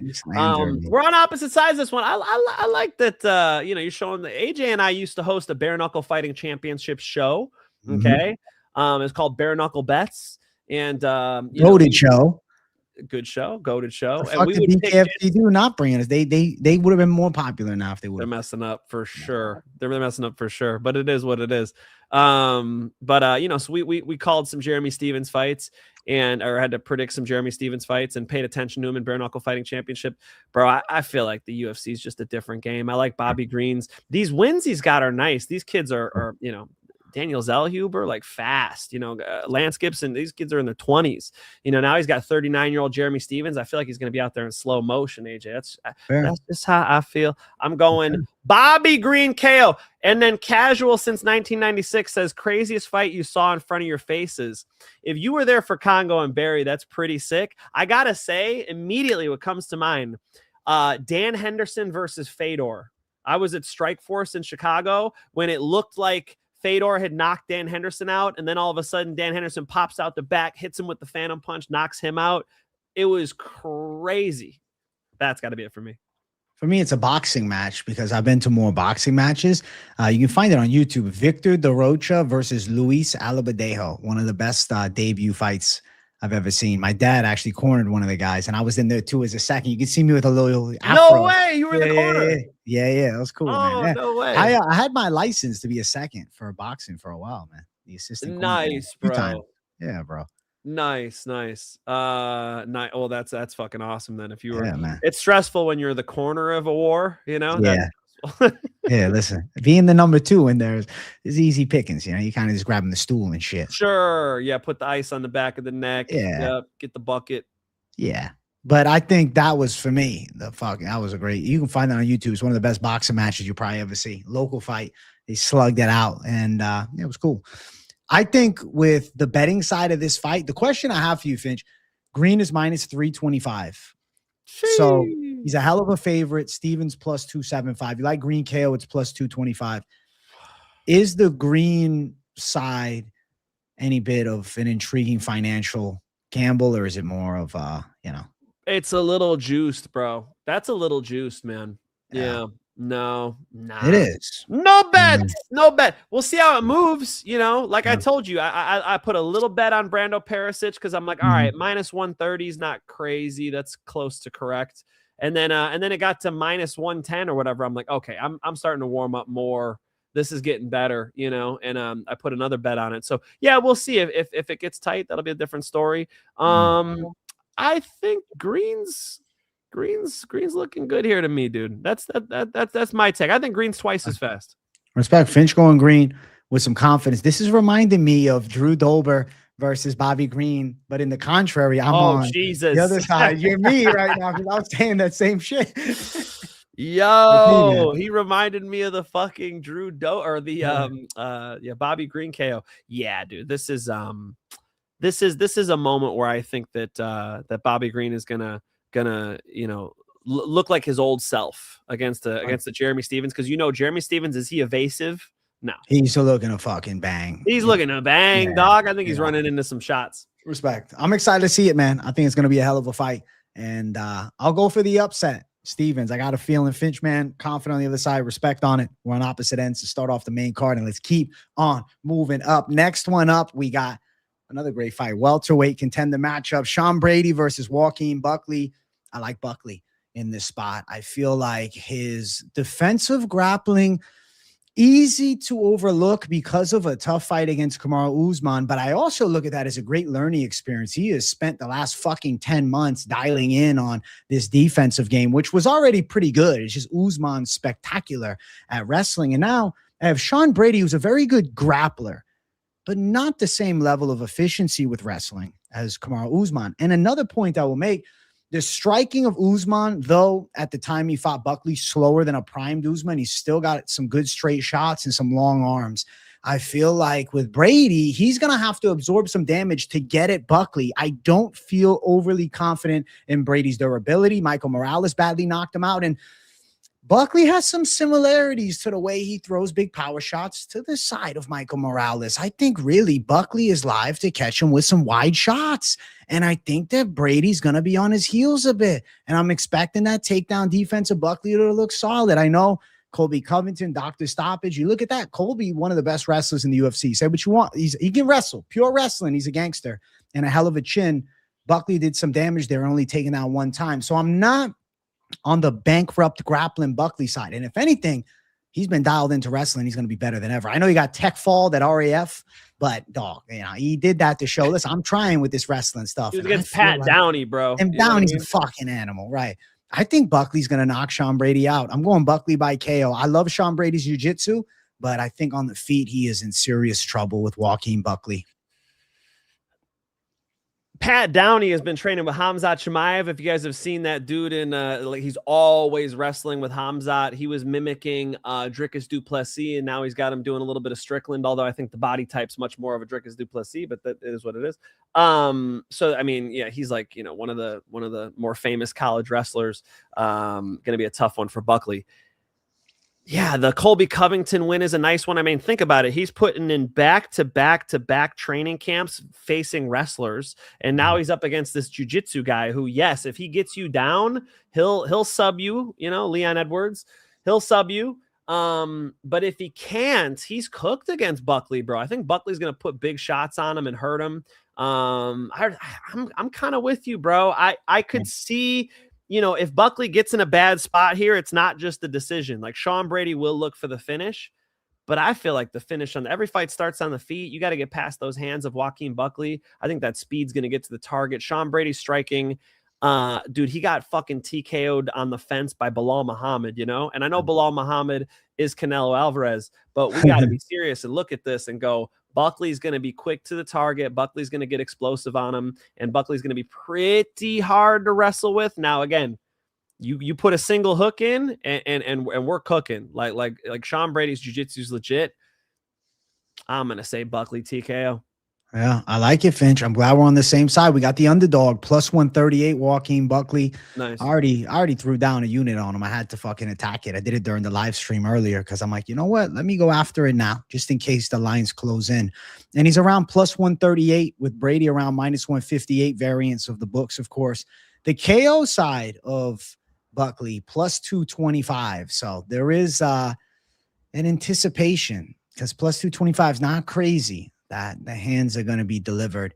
I just, it's hard for me to see Brady just fucking grapple mauling Buckley for 3 rounds because I really think Buckley's a pretty good wrestler in his own right. It's like, the Usman fight can make you believe something different. But even round 5, I mean, he was defending all of Usman's fucking takedowns and cracking them with shots. So I think that Joaquin Buckley is going to come back better. The 10 months off, I think, are a good thing for him. Sure. And I think Sean Brady getting badly knocked out in the first round by Michael Morales 5 months ago.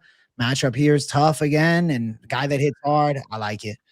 Old man Usman did handily out-wrestle Joaquin Buckley, but this is not Kamaru Usman. Sean Brady doesn't have that level of wrestling. Kamaru Usman, a much more decorated collegiate wrestler, a much better shot, and you're looking at more of, that skill level is on the submission grappling side. You got to get it there first. I think Joaquin Buckley with the athletics, Joaquin Buckley with the dangerous hands, maybe even like knees and kicks too.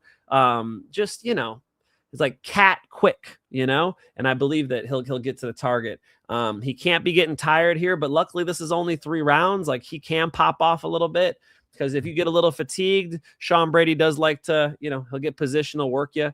Let's say I'm thinking, bro, this could be 30 seconds. This could be Joaquin Buckley putting a shot on him because I'm seeing a striker who's twice as quick. Hey, knuckle touch on it, Finch, man. We're going gang. I'm the dog. Let's fucking go. I love it, bro. I'm glad to hear it, man. Hey, when we're on a dog, everybody, pay attention. Notice, Superman Span was a double down dog for us both. And come on, guys. Another one. Yeah. And then you know what?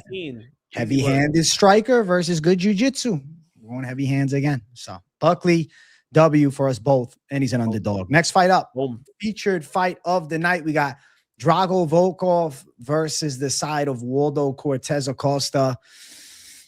I'm going with Waldo. I feel like I can't look past the recent success that he's had. His hands are a fucking problem, man. And that Gaziev knockout, I feel like aged well because Perisic got power and he couldn't drop him like Waldo did in one shot.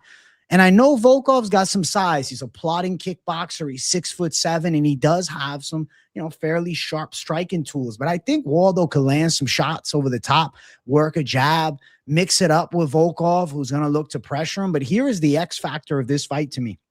The better wrestler is Waldo Cortes-Acosta. And Alexander Volkov is not a very good wrestler. Jailton Almeida, several takedowns. But also Cyril Gane took him down in their fight. I think people forget that Gane hit some takedowns. Waldo could pull out some surprise wrestling in the spot. Don't be shocked. Been training with your boy Tyrell Fortune for a long time. I can't believe I'm hearing this, bro. I can't believe I'm hearing this. You love Volkov. What are you talking about? I got to just believe in things based on evidence, Mike Finch. Yes! I'm going Waldo Cortes-Acosta to get the win, bro. I believe it. And it might even be a decision. I could see him getting it on the cards. I think he could land a big shot. Volkov 37, slowing a bit, but hard to put away for sure. Historically durable. I think Waldo is going to be able to deliver a solid performance in an MMA fight here with Volkov. So the Waldo side is going to be my side. What do you think, Finchmeister? Brother, I had to do some tape study on this one. This one in the co-main event got me sweating. You know, Volkov, if you look back to a couple fights ago, I'm a little more concerned. But in that Cyril Gane fight, first off, double knee sleeves. Okay. I know my boy Kevin sees that and goes, red flag. Okay. Yeah. How are the knees doing? You know, this ain't wrestling. You know, why you out there in an MMA fight with double knee sleeves on? He looked slow to me, bro. Watching that last Volkov fight back, he really looked like kind of flat, kind of slow, starting to, you know, look a little more the veteran and a little less pop. And where's Waldo's on the opposite track, bro? Where's Waldo versus Black Beast? I mean, it was Black Beast looking slow, but damn, he would look like he was on fast forward, you know? He's been putting people out. He's been wrestling with Tyrell Fortune, who's a solid D2 wrestler consistently. Tyrell Fortune, you know, has talked about it quite a bit also on my show. Check it out. He's talked about wrestling with him quite a bit, and he's been cornering him in these fights, you know, so it just shows you how much he's got love for Tyrell Fortune. And brother, the fast hands mixed with the fact that I don't think Volkov gets a free ride here with the wrestling. I'm going to go dog here too. I'm going to go, where's motherfucking Waldo? And I think that people have an argument, right? Like if you look at the records of these two, Volkov is sitting at the top of this division for a minute. You know, Volkov, the Cyril Gane decision was kind of bullshit. Oh, I was thinking of Jailton Almeida. You know, I just feel like he's not, he's starting to get past his prime. And I think this one will show it. Give me where's Waldo knockout. Yeah, I like that too. I think Waldo could catch him in the pocket and putting him out. And bro, 50 pro fights for Volkov. And he, you know, even though it's heavyweight, he's 37, but he's got 50 fucking fights. Miles. Yeah, that's miles, man. People look at Randy Couture. Well, he was 46. Like, yeah, but he got into fighting late. You know, it's not like he was fucking fighting pro in his 20s like a Volkov. I think it's Waldo time to shine. And he's an underdog at plus 150. Give me where's Waldo. Volkov minus 175 is the favorite. Waldo by KO. That's my initial read, but I think decision is possible. The knockout sitting at plus 425, the decision plus 235. The Waldo side, though, straight money line, underdog down the motherfucking center. And we got a dono from Karate Kid Madrid. It's about the last fight. Thank you for $4.99. Buckley over that Kamaru matchup gave too much respect initially. The success towards the end of that fight will make for confidence here. I think so. I believe in victory incoming, and I like your call, bro. Thank you for $4.99, Karate Kid Madrid. Thank you, Karate Kid Madrid. Great as usual. We appreciate it. You guys ready for this? Finch here with heavyweight winner tonight, Alexander. Yo, back in the day, dog. Me and Volk. Look at how big this boy is. Holy shit. Holy shit. I heard, what is Volkov? 6'1", Finch? What are you, about 5'3"? Bro, I swear I'm not 5'3". I swear I'm not 5'3". I've been clocked at 5'11". I'll take 5'11", but the internet says I'm 6 feet tall. I'm with it. Right when I get up in the morning, you know, I'm 6 feet tall. This was in 2014, bro. That interview is from 2014. If you type in Cage Fanatic Alex Volkov, it'll pop up. You know, he is a freak, dude. So, yeah, Alex Volkov is a tower of a man. And as you guys just saw there, I've been watching him since 2014. That was Bellator. That was the night King Mo was very angry with me because I was telling him that he lost that decision, you know, and he's like, how'd you score the fight? You know, so with Emmanuel Newton, the rematch? No, him and Rampage. Rampage. He was very pissed off about the decision. Yeah. And yeah, that's a really funny interview, bro. Maybe I got to post that on my social so you guys can see it again. But you could either type in Mike Finch King Mo or maybe just like Cage Fanatic King Mo and it should pop up. Anyway, I think that Volkov is starting to get past it, and I think it's time for Where's Waldo. Where's Waldo's wrestling takedown defense? it does still, I'm not making it a lock of the year. I mean, I feel like there is still a run for his money that Volkov will give him, especially mixing up the striking threat with the wrestling threat. Volkov is a very good striker, but bro, I feel like he's on slow motion. I noticed the theme of this card. I'm picking the guys with hand speed. I like Where's Waldo's hand speed. I like his combination punching. I like how when he goes, he goes. He's letting them fly. He's flooring the engine in moments, and it works at heavyweight. Knockout.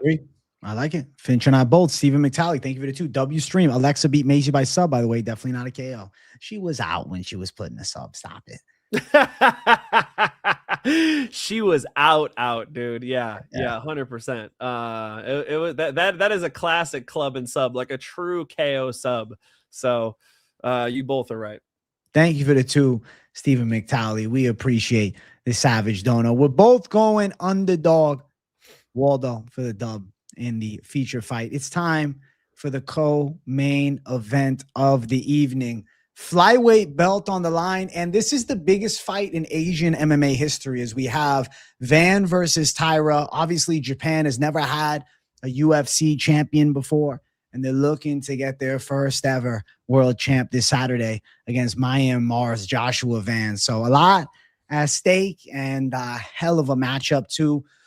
I'm picking Joshua Van to win. I genuinely feel as though the grappling defense is pretty fucking high level for Van. The takedown defense, the get-up game, the use of the underhook, and then the striking arsenal. I really feel like Joshua Van is a serious step ahead in boxing than Taira. I feel like Van's one of the best combination punches in the UFC, whether it's body work or head work. It's consistent volume, and he hits with some thud. You're looking at Taira, yes, slick jiu-jitsu, yes, amazing back takes, yes, one of the fastest transition speeds on the mat, period. His ground game is unreal.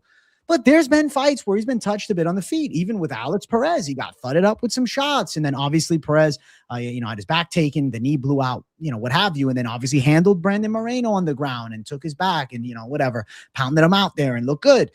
But I'm like, Joshua Van's a different animal, scrambly motherfucker. That shorter build too, shorter arms, right? It's a little bit shorter and stocky. I feel like it's a hard guy to control. And, people will look at, oh, well, Ray Saruya took him down 4 times. Well, yeah, he shot 21 takedowns. He landed 4, and Van got up every time. His get-up game is really nice. Good. Yeah. And he doesn't allow people to take his back, uses the cage well, and I really feel like even the Royval fight, you guys, the OGs know I picked Royval to beat Taira. And even, though it was a closer fight than I think it could have been, because round 3, Royval was busting Taira up, had him on his heels, had him hurt, and then ultimately chose to engage in grappling. And that is when Taira thrived and shined. Royval shoots for an armbar, gets countered, and ends up getting in a bad spot. Van is not doing that. He's throwing punches. He's looking to knock you out. Joshua Van is not playing that game. When you got a motherfucker out there that you see busting somebody up and then they shoot for a takedown, you're like, what are you doing, bro? Why? You're not going to get that with Joshua Van. Joshua Van is going to continue to look to punch you in the face. And I think Joshua Van is live to hurt Taira. I think it's a hell of a fight. I'm going to go Van KO. Could be a 5-round war. Could be, a monumental fight to remember. The Van side has been my side since the jump. I've been saying Van champ. Dude, I already know. I already knew what the fuck you were going to say, dog. Come on. What do you think, Finch? Oh my God, bro. This was the longest tape study I did, dude. I watched let me cook. I watched Van versus Djorden again. Van got taken down by Cody Djorden in the first round, but look at the way he pops up, bro. He's got these short little stubby fucking limbs and he pulls them in nicely so he doesn't leave his legs out there. Like if you leave your legs out there, Tatsuro Taira is going to tie you up and just climb you like the spider that he is. And Joshua Van popped up nicely there. It's a little bit of a Alexander Volkanovski problem, where these short limb dudes, it's hard to tie them up against the cage. And it's really its own style of wrestling, grappling. That cage wrestling, you pull their legs out, you straighten them out, you wrap your legs around theirs, you keep their knees facing the ceiling. Bro, they're not going nowhere. And you saw Brandon Royval get caught up a little bit like that with Tatsuro Taira. And Tatsuro Taira used that power half to a big advantage there, where he would get, a deep hook on one side and he would get the underhook either way, right? Just just something under the armpit on the opposite side. And that crossbody ride he uses is beautiful. All that stuff gets a little harder when you got little itty bitty Joshua Van coming up there, not letting you get your hooks in, not letting you get a hold of him, not letting you get your underhook. And that's all something to consider. And then throughout that Djorden fight, Van was defending a lot of takedowns in the open. Like if you just shoot an unset up blast double in the open, Van was 100% on dealing with those versus Cody Djorden. Very interesting one to watch back. One I thought that was most relevant to this matchup because Joshua Van does fight a lot of strikers, so have we really seen him against a jiu-jitsu ace like this? We have not, right? So the wrestling is what I wanted to check on, and it did show up there versus Djorden. Something that I noticed watching that Djorden fight as well is that Joshua Van doesn't let you keep your head in the hole on the shot on the fence. You know what I mean by that? When you shoot a takedown on the fence and your head is right there next to the hip, what he'll do is he'll turn sideways and he's dropping fucking elbows in on your head, and you cannot hang out there. And I've already seen Tatsuro Taira hang out there before. He did it versus Brandon Royval. He's done it a couple times where he shoots and he takes a breath there on the cage. Bro, I know what it's like. I do the same thing when I shoot on the cage sometimes, but you want to get your head up into the armpit, into the ribs, behind the back, ideally, right? Start getting them to face away from you. You don't want to hang out there because Joshua Van will rock your shit with elbows. Okay. Tatsuro Taira. Tatsuro Taira is another level of jiu-jitsu. You guys are seeing somebody who uses that 2026, like really, really high level back control. His rear naked strangles are some of the best you've seen in MMA. His back control, bro, his back takes, first of all, AJ. Secondly, his back control, single best in MMA. Like the single best in MMA. Damian Maia is not as good on the back as Tatsuro Taira. Everybody's going to dispute that. Damian Maia's got all the accolades. How could you say that? I'm just looking at what Tatsuro Taira does to, I'll be respectful here, the Mexicans, bro. They give him a ton of Mexicans to strangle. My goodness, he is the Mexican slayer, okay? Tatsuro Taira has made a career out of beating skinny Mexican strikers at the apex. I mean, is he a fucking expert at doing that or what? It's beautiful jiu-jitsu, dude. It's beautiful to watch. Here he's going to be up against a guy with pretty solid takedown defense, fast hands, and a guy who's hard to control on the mat. Brother, he can Tatsuro Taira win this fight? Absolutely. I'll go to the dark side. I'll go with AJ. I think on this in the striking, it's just not close. Again, watching that Brandon Royval fight back, which I've referenced like 3 times now, has really opened me back up to the idea that Joshua Van's going to outstrike him, because you saw Tatsuro Taira in there look like he didn't know how to react to the hand speed of Brandon Royval. And we all saw what Brandon Royval versus Joshua Van looked like. Joshua Van was quick. Joshua Van was explosive. He was the one to get the edge in that one. And I think he could do it here too. Neither of these guys train with like super elite teams. Tatsuro did train at in Colorado, I believe, with Justin Gaethje and them, which was good. But like I just saw on his Instagram, he was flying out from Japan. So I'm like, how long this week he's flying out? I just saw it was like yesterday. It was on his story, like some Japanese, at the airport or something, which like I thought he was training in Colorado. I don't know which one's true, because on the embedded, it shows him training in Colorado. That's relevant, right? If he's been out here for months, another reason to think that he'll be like acclimated and ready to put on a great show. If he's coming from Japan to New Jersey, that could be an issue. I think the boxing, the hand speed, the takedown defense, the stand-ups of Joshua Van can get this thing done. But make no mistake, Tatsuro Taira submission is extremely live. What a fucking fight. What a fight this is. Elite level, amazing matchup. And hopefully Pantoja, cage side, and we get to see him face off against the winner. I think that'd be a hell of a clash. -165 for Tatsuro. Van sitting at +145 is the dog. If you're thinking Taira's going to sub him, you got +185. If you like Van KO, +285. But listen, possibility of a 5-round all-time classic flyweight fight.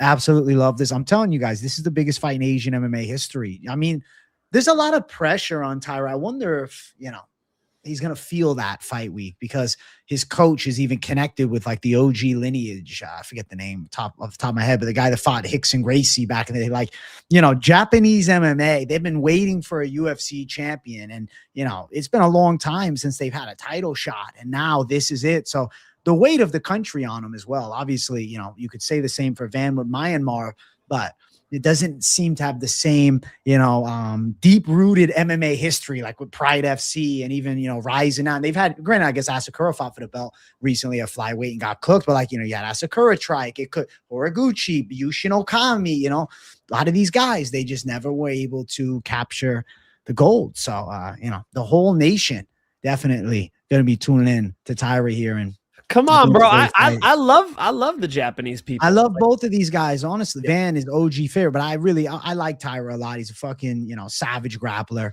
Lots to like. I watched the countdown yesterday. He got into MMA because of his older brother. You know, he's just a good dude.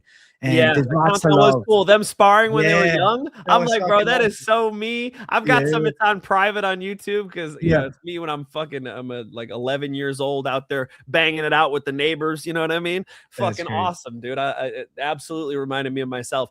He is a special talent. AJ, I'll tell you my major prediction here. This ain't the last time these guys are fighting, bro. That's what I was thinking. Again.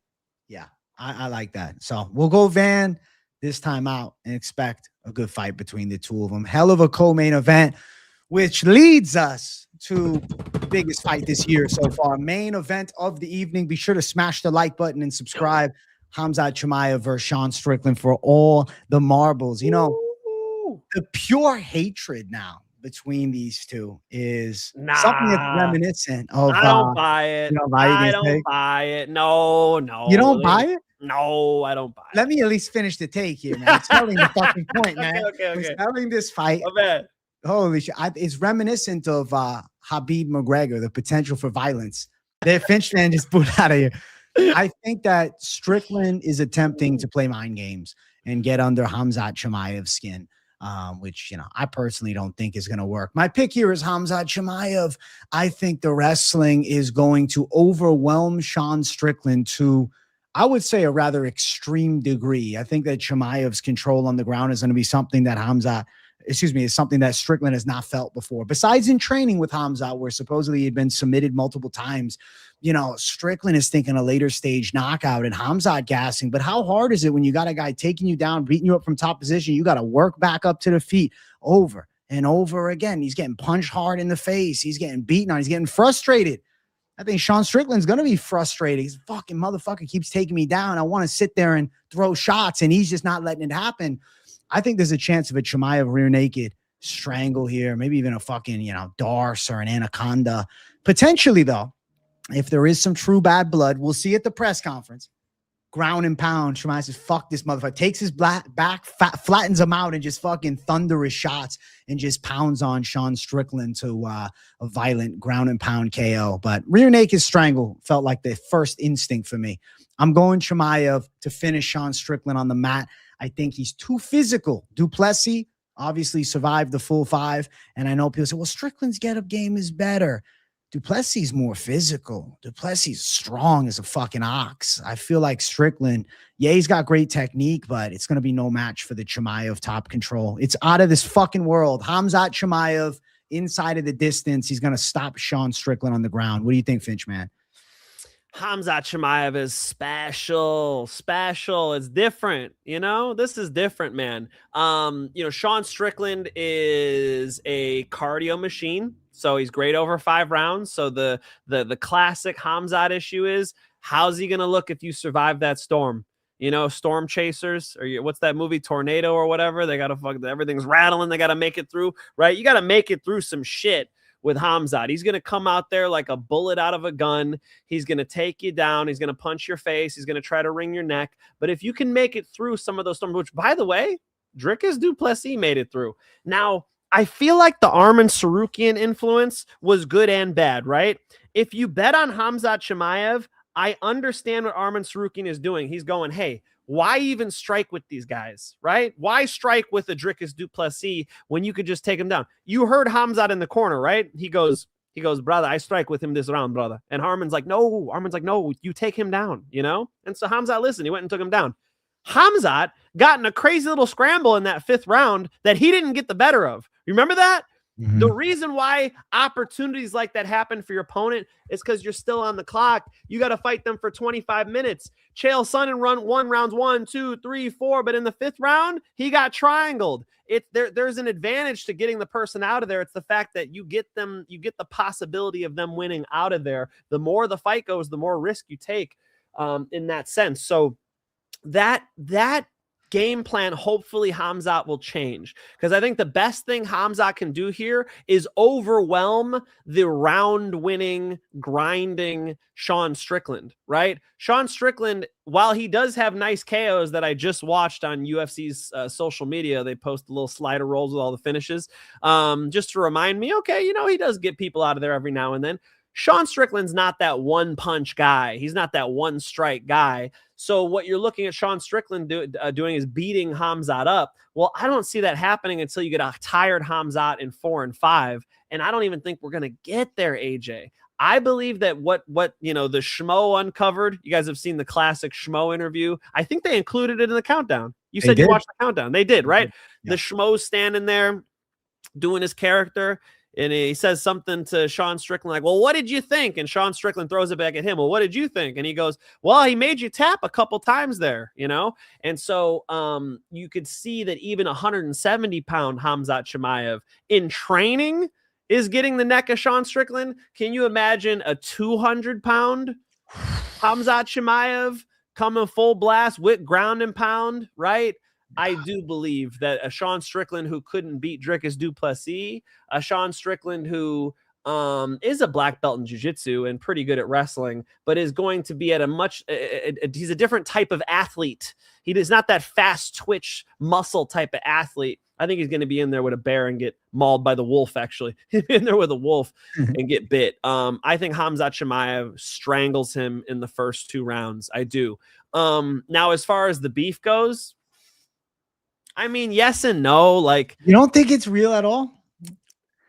It's normal. It's normal Sean Strickland stuff. Oh my God. Sean Strickland said he's going to kill him. Bro, if Brendan Allen said he was going to run up on Sean Strickland with a group of dudes, he'd go, I got a rifle in my truck. That's just how he responds to shit. You know what I mean? That's just, he's the Second Amendment guy. You know what I mean? That's what he's going to do. I don't even see Sean Strickland doing anything. What, he keeps calling him a, is it too much for YouTube? I think it probably is, man. It's too much for YouTube. Okay. Yeah. You know, they're what, about to clip that when I run for president. They're gonna go, oh, he called him a goat. What? You know, Sean Strickland's having fun, man. It's totally on brand for Sean Strickland. It is on brand. And any interviews I've seen with Khamzat, he's like brushing it off. Brother, I don't think he really wants war, brother. If he believed he wants war like this outside of cage, he already did. You know, I don't. You know, where's all the animosity? I don't know. I think it's being cooked up. I think Ariel Helwani's fucking dousing some flames, dousing some gasoline on this fire. You know, am I still talking? Khamzat Chimaev via rear naked strangle. He punches the primary arm through. It's not the leech fight, so he doesn't do this. He punches the secondary arm through, and he gets that neck. He pulls that shoulder back, and it's a wrap for Sean Strickland, who taps within the first 10 minutes. I like it. I'm on the same side. I think we'll find out if the beef is real, if the craziness of the press conference ensues. You know, we'll see what the emotions look like, if tempers potentially flare, if there's any bottles being thrown or anything like that.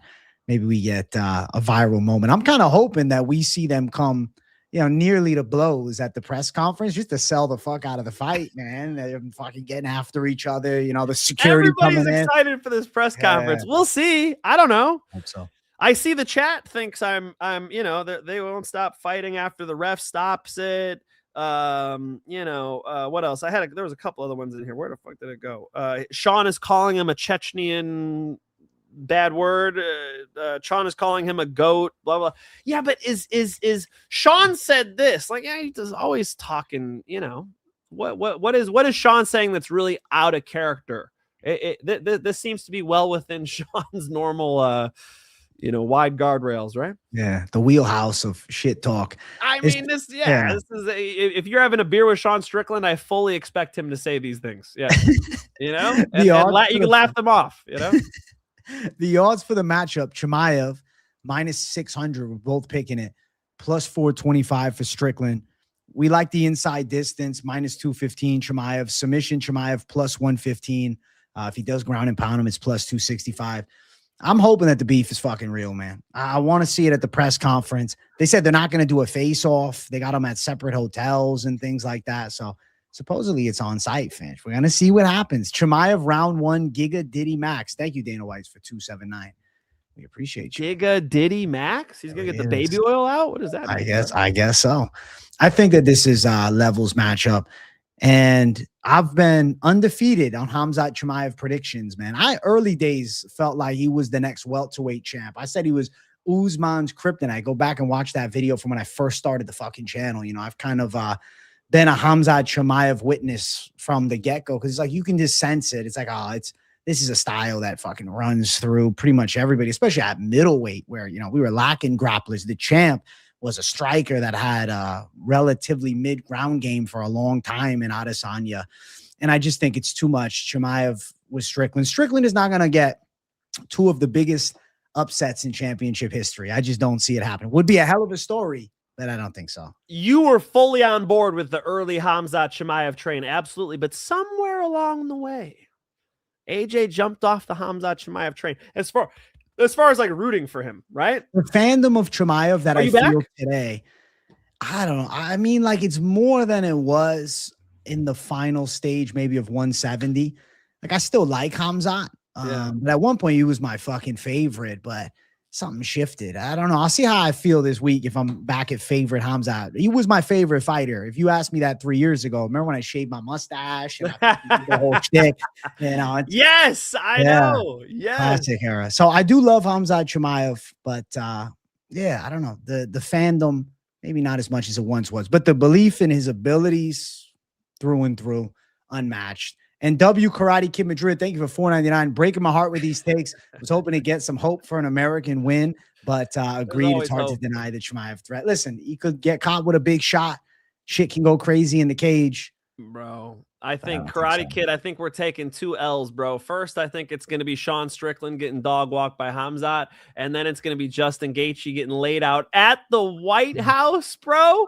Gaethje's going to walk out there with the American flag and get face planted at the White House. So we're going to have to, we're just going to have to buckle up for these, man. Hey, we live in the best country in the world. At least we got that. Let's go. Fuck yeah. Listen, we want to get in to parlay time. Let's run it. All the competition that try to compete, stand back, watch the bomb drop. Parlay time. Open up your wallets and let's bet on some fierce fights. Yeah, parlay time. This ain't Ozzy Diaz. Ateba should be a pretty solid 10-1 Saturday night. Yeah. However, Ateba 10-1, bro, too crazy, right? Too crazy. Is it even worth throwing in there? Probably not. No. Nah, maybe fucking, but even KO is not even shit. It's minus 460. Fuck it. Minus 460 for KO is a crazy line. You know. And Ozzy's kind of tough. Maybe we fade that one. No, I'm not doing that. I didn't say that.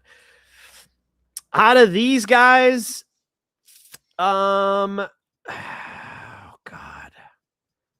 I gotta give you guys. I mean, we're both on Khamzat. That's an easy one. Yeah. I'm just going to be really easy and leave you to it. Khamzat Chimaev, first leg of the parlay, gets the takedown on Sean Strickland. Doesn't have to worry about one-punch KO ability. I mean, he has the ability, but doesn't have to worry about it as a massive threat or high likelihood. And I like those knees up the center Sean was throwing against Fluffy. But I feel like you throw that knee against Khamzat, bro. He doesn't even level change all the way. Like, he could just put his head in your chest and come up with that body lock. He's going to throw Sean Strickland around. I think Khamzat Chimaev, first leg of the parlay.